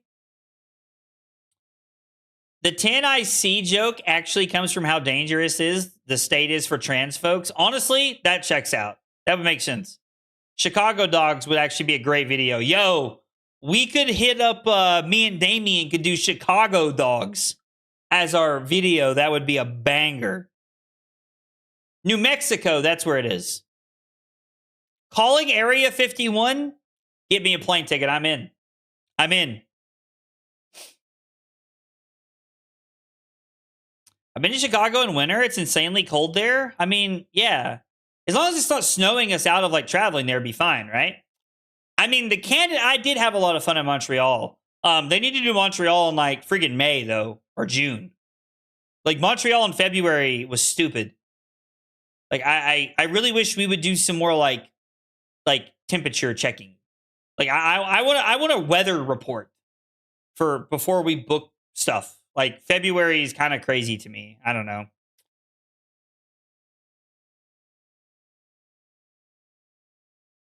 If it's in Chicago, we should have a hot dog meetup. Dude, I'm in. Calling White House front lawn? I mean, listen, if they're doing, you know, like UFC fights on the front lawn or whatever they're doing, they could have Flesh and Blood tournament, right? I've never been on the White House front lawn. I got to see the White House on my 8th grade trip to Washington, D.C., but I've never been on the lawn. So that'd be cool. I can enjoy that. Mateo, dude, I need to get with you and we'll figure out a time, brother. We will figure out a time. It's really tough with the schedule and, like, all of the plans I have on the weekends.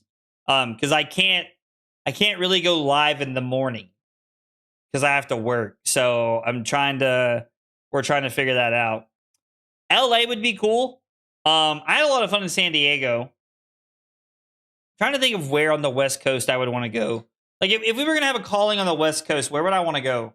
Where would a 100th calling? You know what? Don't even go to Jersey. Go to New York City. The Knicks just won. Let's go to New York City.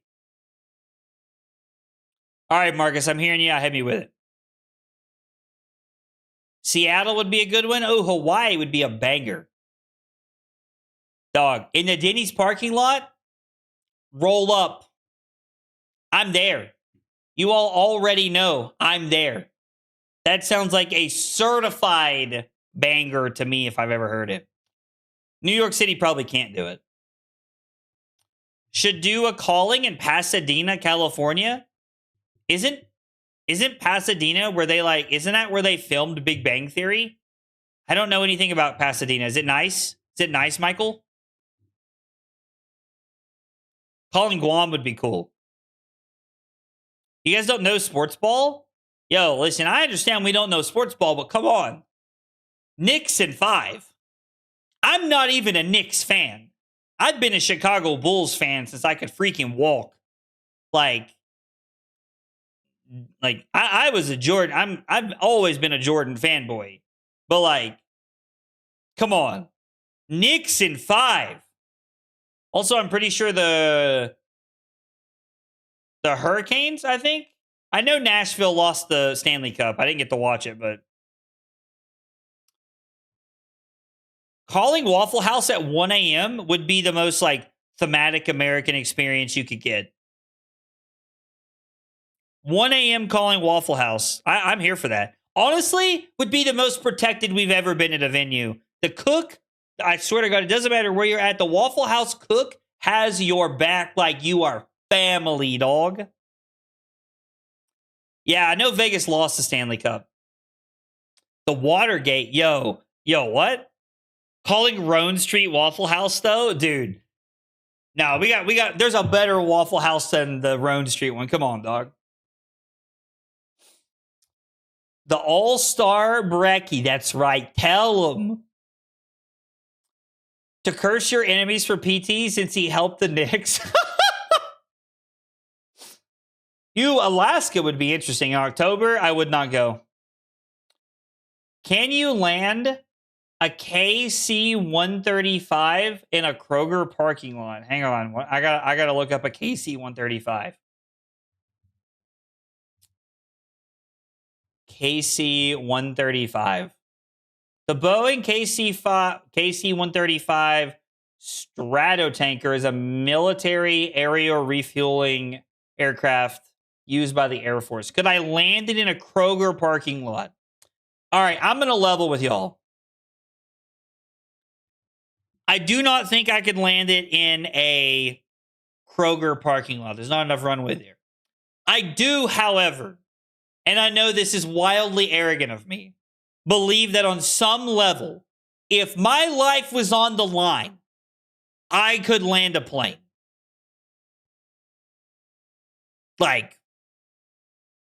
My life on the line, I believe I could land a plane. You're not playing with $1,500 worth of cards in a Waffle House? Why not, dude? That's the most protected those cards have ever been, bro. I mean, listen, you just gotta, just barely touch it down. Listen, if we're all ever on a plane, okay? If we're all ever on a plane and we're gonna die and I have to land it, you guys, and I kill us all, you all can say I told you so, okay? But until then, I don't want to hear it because technically nobody can prove me wrong. I'll proxy? That's crazy. That's crazy. Probably could if there weren't any lights in the parking lot. I thought you were a homie until I found out you were a Jordan fan. Yo. Ooh. Sandeep, you don't know what you're getting into, dog. You don't know what you're getting into, dog. I'm not one of those people who's like la bum and shit like that. Like, no, I don't say that kind of stuff. But like, I have always been a Jordan fan. Oh, dude, that's right. We can actually just remembrance the plane back and we'll be good. DQ'd for killing the calling in a plane crash. Oh, yo, we'll get a flight stream going. Flight sim stream going. Is there someone in chat who is a Jordan GOAT denier? It sounds like Sandeep is about to start an argument. I'll bet my next paycheck they're under 18. Oh, I love it, dude. Gotta try it in a flight sim? I'm in. We are in fact cooked. LeBron GOAT, I'm 27. Keaton doesn't count. He's basically 12. Flying is still the safest way to travel? I think so. I think so. You think Kobe's the greatest of all time? So, fun fact, and this is like complete like random nonsense. My cousin Kyle, who streams like Clash of Clans and like variety games, if you guys are ever looking for fun stuff, check him out. Exclamation point Kyle in the chat. He is a believer that Kobe was not a top 3 player until he died, and then he got pushed into the GOAT conversation, which I think is really interesting. I have higher odds of dying on the stairs than I do on a plane. Interesting. Because of reasons outside of the court? I mean, honestly, you're really on to something there, dog. I mean, you really, like, that gets swept under the rug a lot in conversation. That gets swept under the rug a lot. Also, Keaton, I didn't know you were you thought LeBron was the greatest of all time. That's a shame. I've enjoyed being friends with you. Just kidding. All right, anyway, back to Flesh and Blood. Let's talk about the meta a little bit. Way down here was me. Now, fun fact. The 3 Betsies at the tournament. I was told one of them went 0-5 in CC. I went 1-4. And the best Betsy in CC went 2-3. So I was pretty sad that I was not the best placing Betsy. They came up to me to remind me that they won one more game than I did. Like in a very friendly way. It was pretty funny. Was very funny. Here's another deck that gets stonks if Victor leaves. Like this could be good if Victor heads out. You guys are not going to be surprised here. Taylor said that like this is like if Prism and Victor leave, or like if when Prism and Victor LL out, that like this is looking really good. That's right. I was the second best Betsy at Nats. Let's go.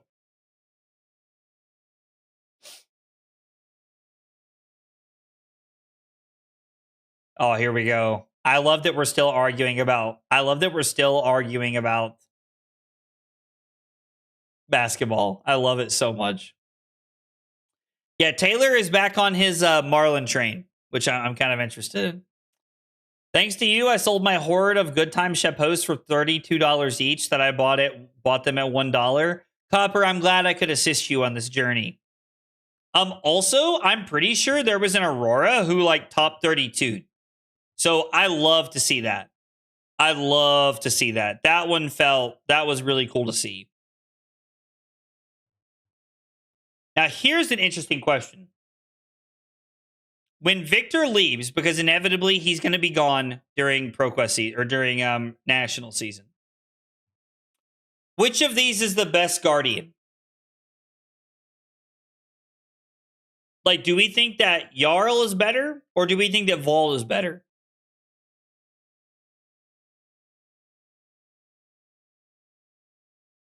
Do we think that Volda is better, or do we think that Jarl is better? There was an Aurora who made top 30, one of my locals. Nice. There was a Singleton Lyeth. Jarl is best fatigue, Volda is best aggro. All right, everybody thinks Jarl. Ho ho. He is our big stinky ice earth boy. Now, I do like the old ice earth boy. I won't lie. Valda in my heart, but Jarl probably. I mean, that makes sense. Jarl eats the Ziggy top 8 deck alive. How?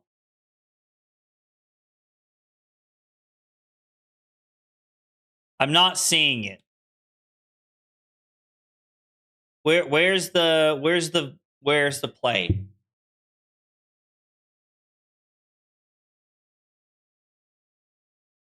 Jarl eats the Ziggy top 8 deck alive.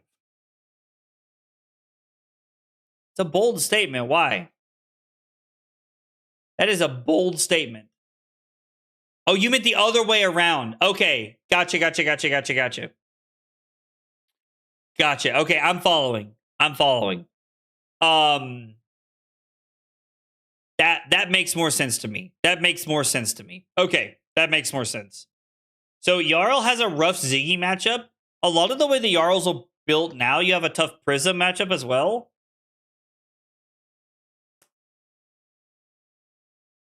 How does Jarl do into Teklo? I guess you just like have to set up like Crumble Frozen to Death. If Aura Ziggy and Graveyard are popular, I like Valda. All right, we're cooking. Jarl should not be able to easily deal with Ziggy on Astral Plan. That makes sense. Yo, is this the Ryan Rich? Like second place Ryan Rich? If so, congratulations on getting second place. I have to admit, I mean this in the nicest way. I want Victor to survive national season, so I was really glad to see you come in second. I hope you know I say that with love. I also love seeing you in top 8 with Victor, but please know that I say that with love. Kronk is the best Guardian. I'm sure he could beat people with a... Oh yeah, for sure. For sure. Oh, yeah. Oh, yeah. It's all coming together. I believe that. I firmly believe that. All right. I mean, the meta was interesting. Oh, he said I'm not a Victor player? Oh, even better. Even better. Yo, another top 8 competitor in the chat. Ashlyn, what is up? I'm sorry, top 4 competitor. We have a top 4 competitor, Ashlyn, in the chat. I think you might can expect to see Ashlyn on a podcast you all may know pretty soon here. Pretty soon. I'm not saying anything, but maybe. Maybe. All right, let's take a look at top 8. All right, taking a look at top 8. I would like to point out 2 things right here. You guys see this? You guys see this? 2 Fies in top 8. 2. Got him! Did not have that on my bingo card this weekend. Did not have that on my bingo card this weekend. Also, I did say on the podcast that I thought a Ziggy was going to have a deep run. I did say that I thought we would see one cash.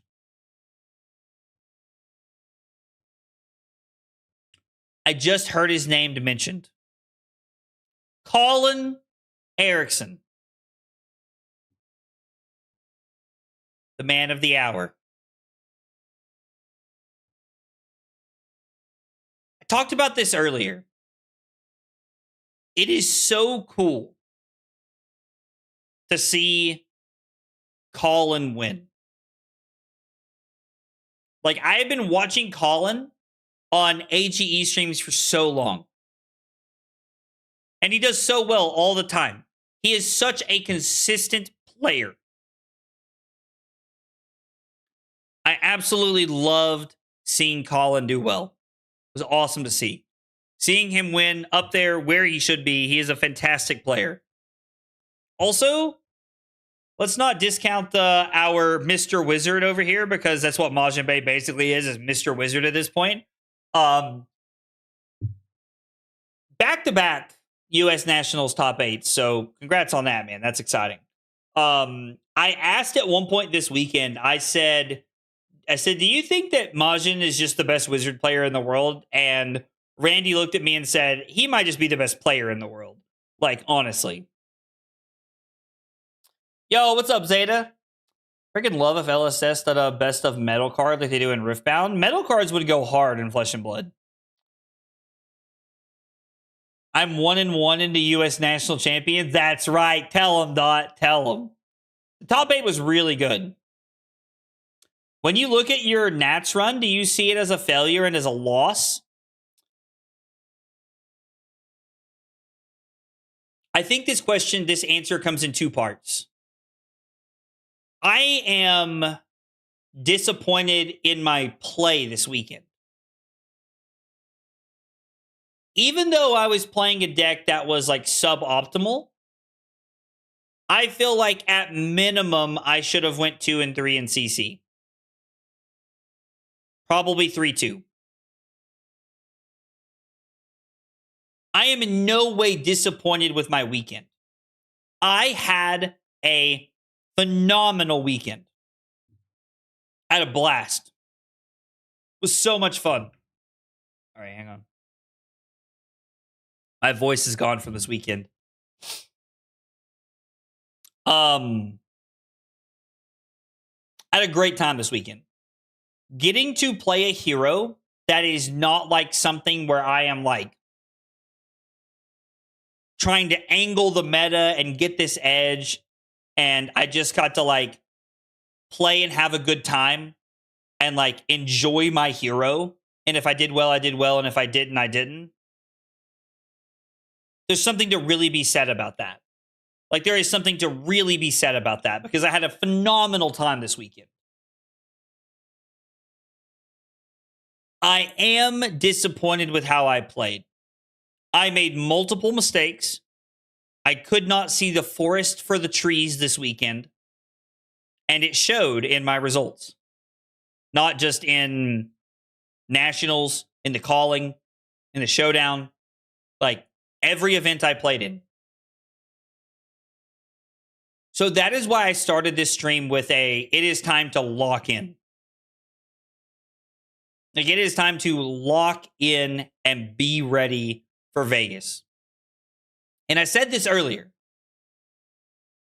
I'm going to say this again, just in case anybody missed it or anything. I am going to cash an event at Vegas.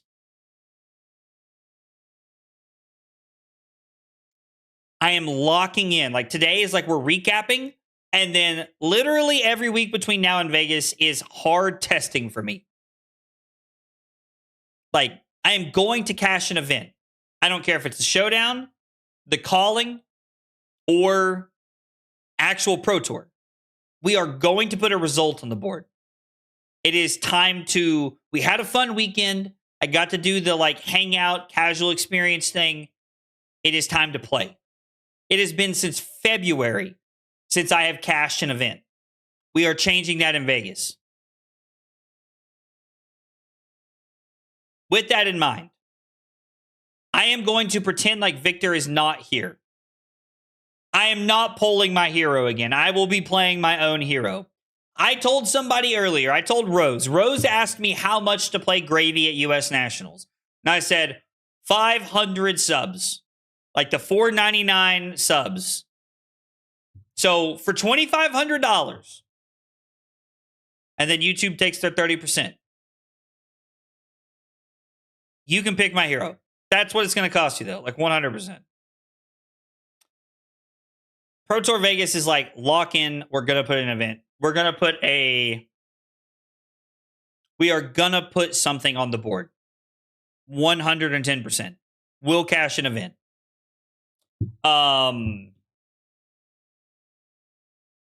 That kind of brings me to like our next subject.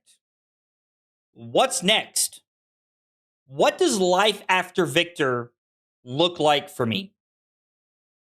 I'm going to spend the next 6 weeks pretending like Victor is not real. If Victor is real, we will probably just run back Victor at at Vegas because I love Victor and I feel like I'm a very good Victor player. What happens if I don't?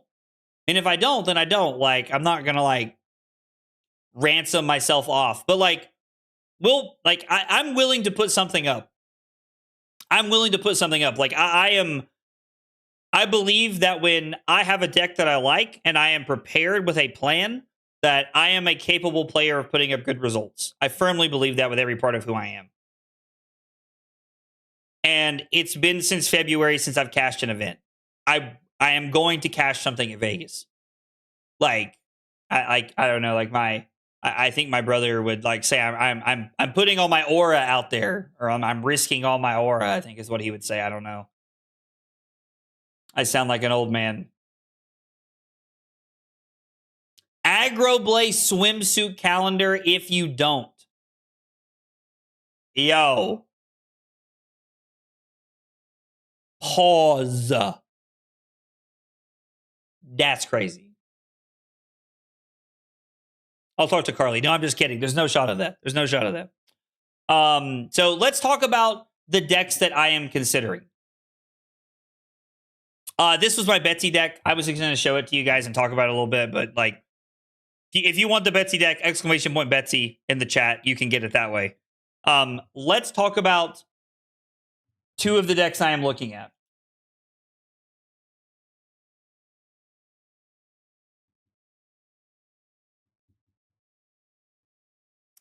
First up, Dash.io.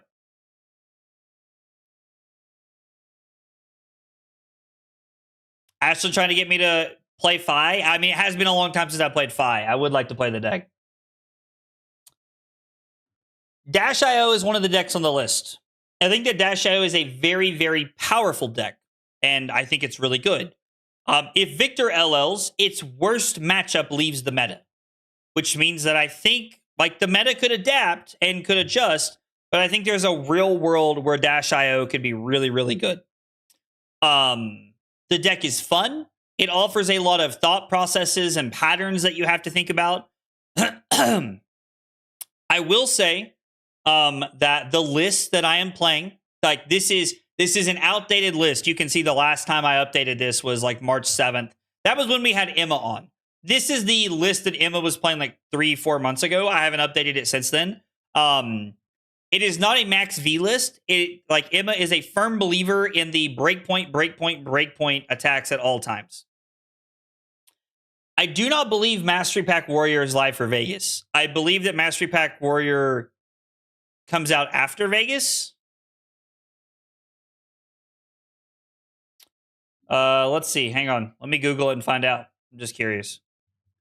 When does Mastery Pack Warrior release Fab TCG?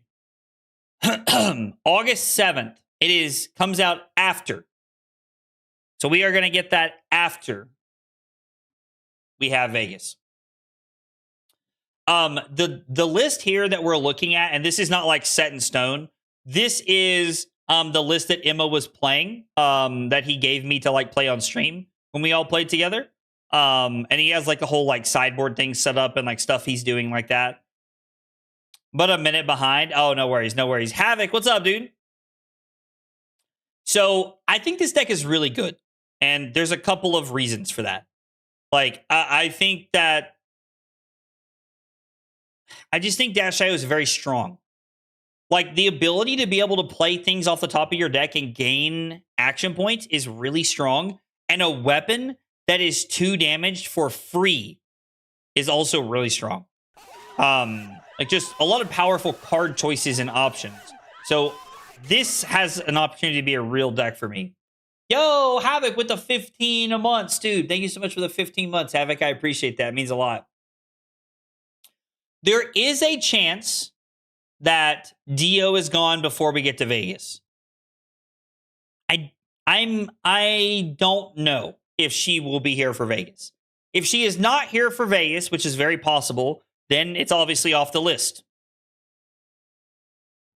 So this is one of the decks I am looking at. I think that Dash.io has a very, very good possibility of being a strong hero to play. Strong hero to play. This is Lupine Fiasco's Jarl that we played last month. Now, obviously, there's probably been changes since then.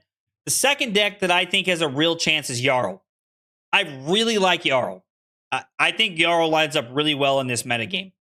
The list that he sent me, there's probably a couple of small changes I would make. If Victor leaves, we're probably not as worried about cards like Ripple Away. But overall, I think it's like a pretty good base starting point as a good place to be. Like you're on the Felling Oakenold like mid-rangey game plan, which I like. You have a good like tech sideboard. Obviously, this does not have the new boots in it that you can use to like prevent against Mario. I'm so jealous of Dio just getting to look at the top card all the time. Oh my gosh. You get to do that once a turn cycle, Loquacious. So I think Jarl is another deck that has a really strong possibility at being good.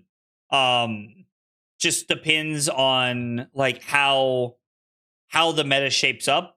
It's very possible that Ripple stays in the deck for a deck like Mario for Orb Weaver. Maybe against Puffin could be pretty good.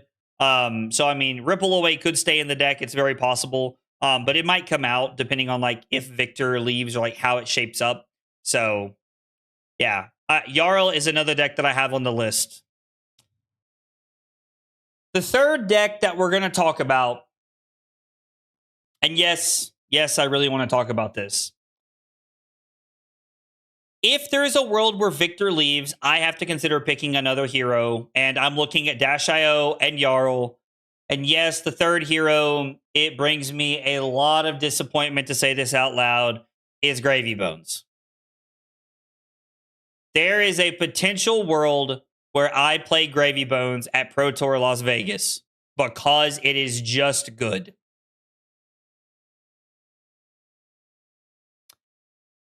Now that we've gotten that out of the way, let's take a look at Colin's deck.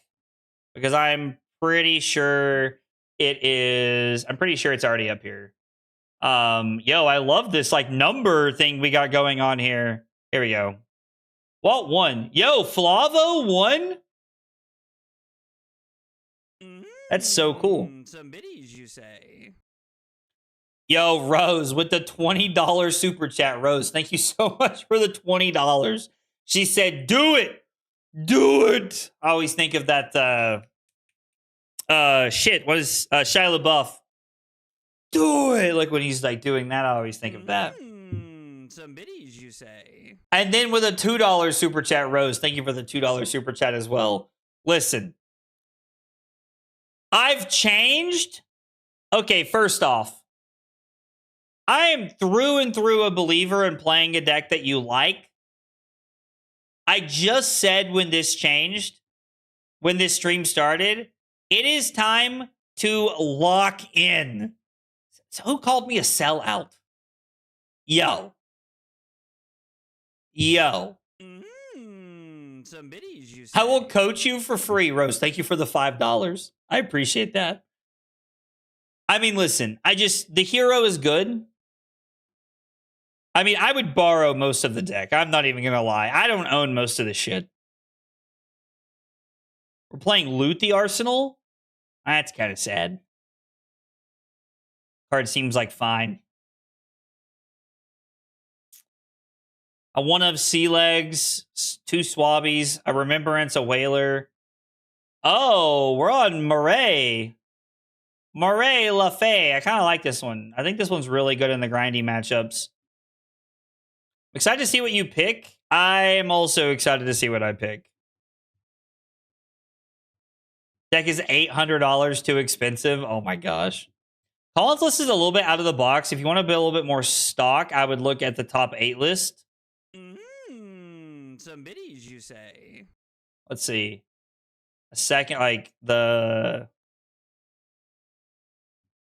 This one, Thomas Battaglia. I pronounced your name wrong. I apologize, Thomas. Tom. What is this? Just AB1? Rose said, I have a second copy of the deck you can play. Rose, thank you for the $2 super chat. I appreciate it. Is Brocilio really as bad as I think? I mean, I think... I refuse to not call him Swolio. I'm just letting you all know now. I will die on this hill. It's Swolio as long as I live and breathe. I think Swolio is just worse than Acilio 1, right? I almost bought into Gravy on Saturday, as it would also be good in Gauge. All praise Taylor, but I missed the opportunity. Yo, I mean, that could have been cool. Ziggy got robbed? Got robbed, huh? Taylor getting Riptide ready to boost Zach's ego? Some biddies, you say? Yo, that is so unnecessary. Yo, let's go. Havoc with a $2 super chat. Mario is not dead. Play him. I mean, the new boots kind of take a shit on Mario, right? Like, just kind of take a shit on that deck, right?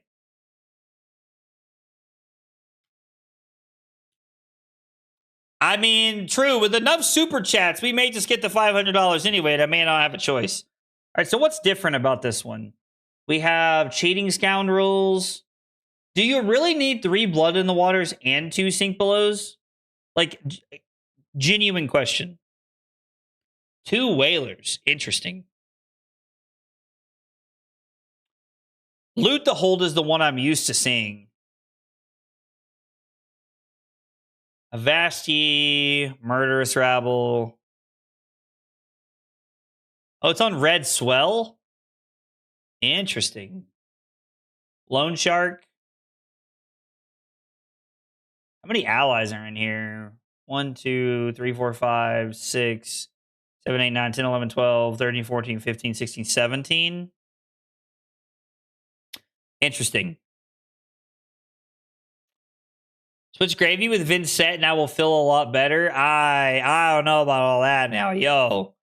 Play the one hero anti-ethical to all of his favorites. I mean, I won't lie. Wait, did I read that wrong? Antithetical? I don't think I have ever seen that word before. Antithetical. Interesting. I am gonna play whatever I think gives me the best chance to win Vegas. 100%. That is the weekend. We're selling out for the weekend. It's gonna be a deck I like, but I will play whatever is best. Antithesis? Antithetical. Thank you for like phoneticking that bitch so I could read it.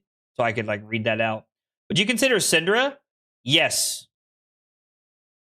I may or may not have purchased Draco Fires this weekend. I opened one, but I may or may not own Draco Fires now. Yeah, I'm also going to look at Syndra. Syndra is like the 4th deck for me, I think, probably. Yeah, we're gonna do some things. I'm gonna have like people work with me on Gravy so that I can get some reps in. I'm also gonna have Taylor work with me on Marlin, because if the deck is actually good, I will buy it and play it. It is literally whatever we think the best deck is this weekend. That's where I'm at. That is the weekend of Vegas. That is where I'm at. Now, one of the issues that I have with that is that I'm gonna have to wait until we see what is what gets banned, what leaves, stuff like that. We have one stream coaching you through Gravy. I mean, we could probably set that up. Directly opposed or contrasted, mutually incompatible. Normally, I would tell you that I am definitely antithetical. Gravy and I are antithetical. Interesting. Such an interesting word. I feel like Gravy gets infinitely worse after this weekend if Fi, Cinder, Desho, or Acilio 1 Garden of Flash variant are remotely playable. I think it's good. Matchups fade away a little bit. That is fair. Red Swell for the mirror. I could see that. I was going to play Marlin on Saturday, but I'm proxying Riches and I. I mean, I'm probably going to play Victor this weekend at our tournament just because, it's one last ride. It's one last ride with Victor. I want to play the deck. It'll probably be the last chance I'll get to play it somewhere, probably be it'll probably be the last time I get to play Victor in a somewhat competitive environment. The weekend I buy Gravy, he wins Nats. Yo, that's a good thing though. That's a good thing though. Means all your cards just went up, Amanda. Gravy did beat 2 Fies. Thinking it doesn't have play into aggro deck seems old hat. I mean, I understand the idea that Gravy is like not this like slam dunk matchup for like is not this like slam dunk matchup for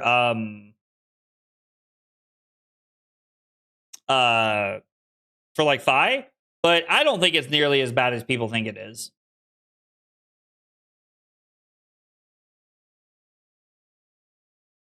It's Eric, right?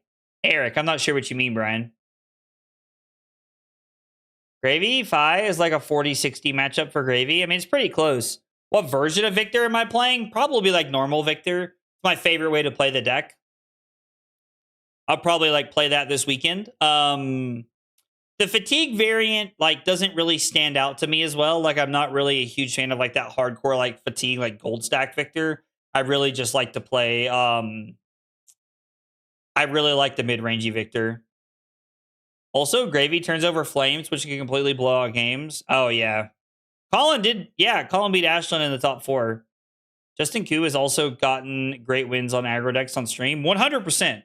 Like the value of Gravy is like you understand like through and through like the deck and like what you're up to. I will die on this hill. I was playing mid-range Victor. I thought your list was like a fatigue version, Ryan. I haven't seen your list.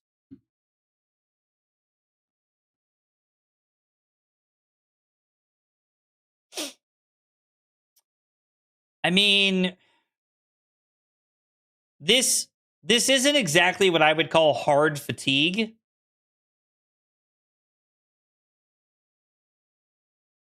Like, I hear you. You're not playing hard fatigue. But like 3, 6, 7, 10, 13, 16, 20, or 19, 22, 23, 26, 27, 30, 33. You're okay, let me rephrase. You're not playing Clash, Victor. Like saying that this is like a mid-rangey version of Victor is fine. Like that is fine. That is like I'm in for that.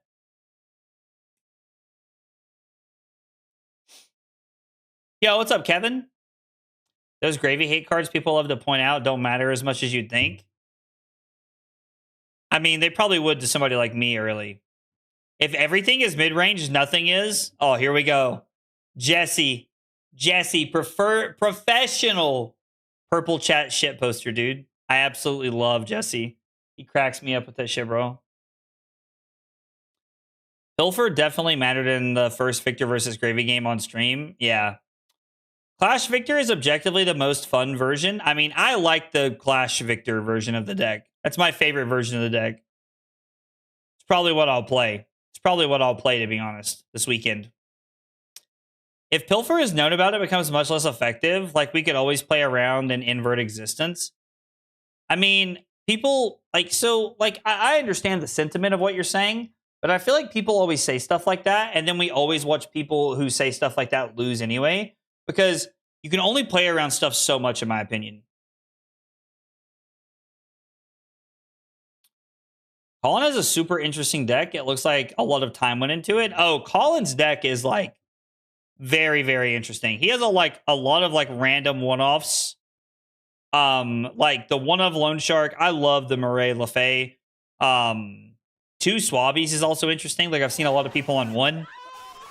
The one of Loot the Arsenal, really interesting. Like, I don't know. There's a lot of like interesting pieces to Colin's deck. Colin's a very good player, and he's been playing it for a while. So like I'm not surprised. I'm not surprised. Yo, Jay, with the 12 months. Jay, thank you so much for the 12 months. I appreciate that. Means a bunch. Thank you. Thank you.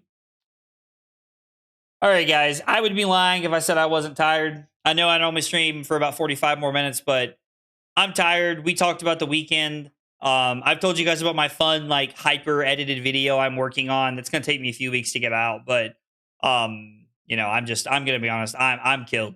I'm exhausted. I need to. We're gonna throw some timestamps on this after the stream and wrap it up because I'm tired. We'll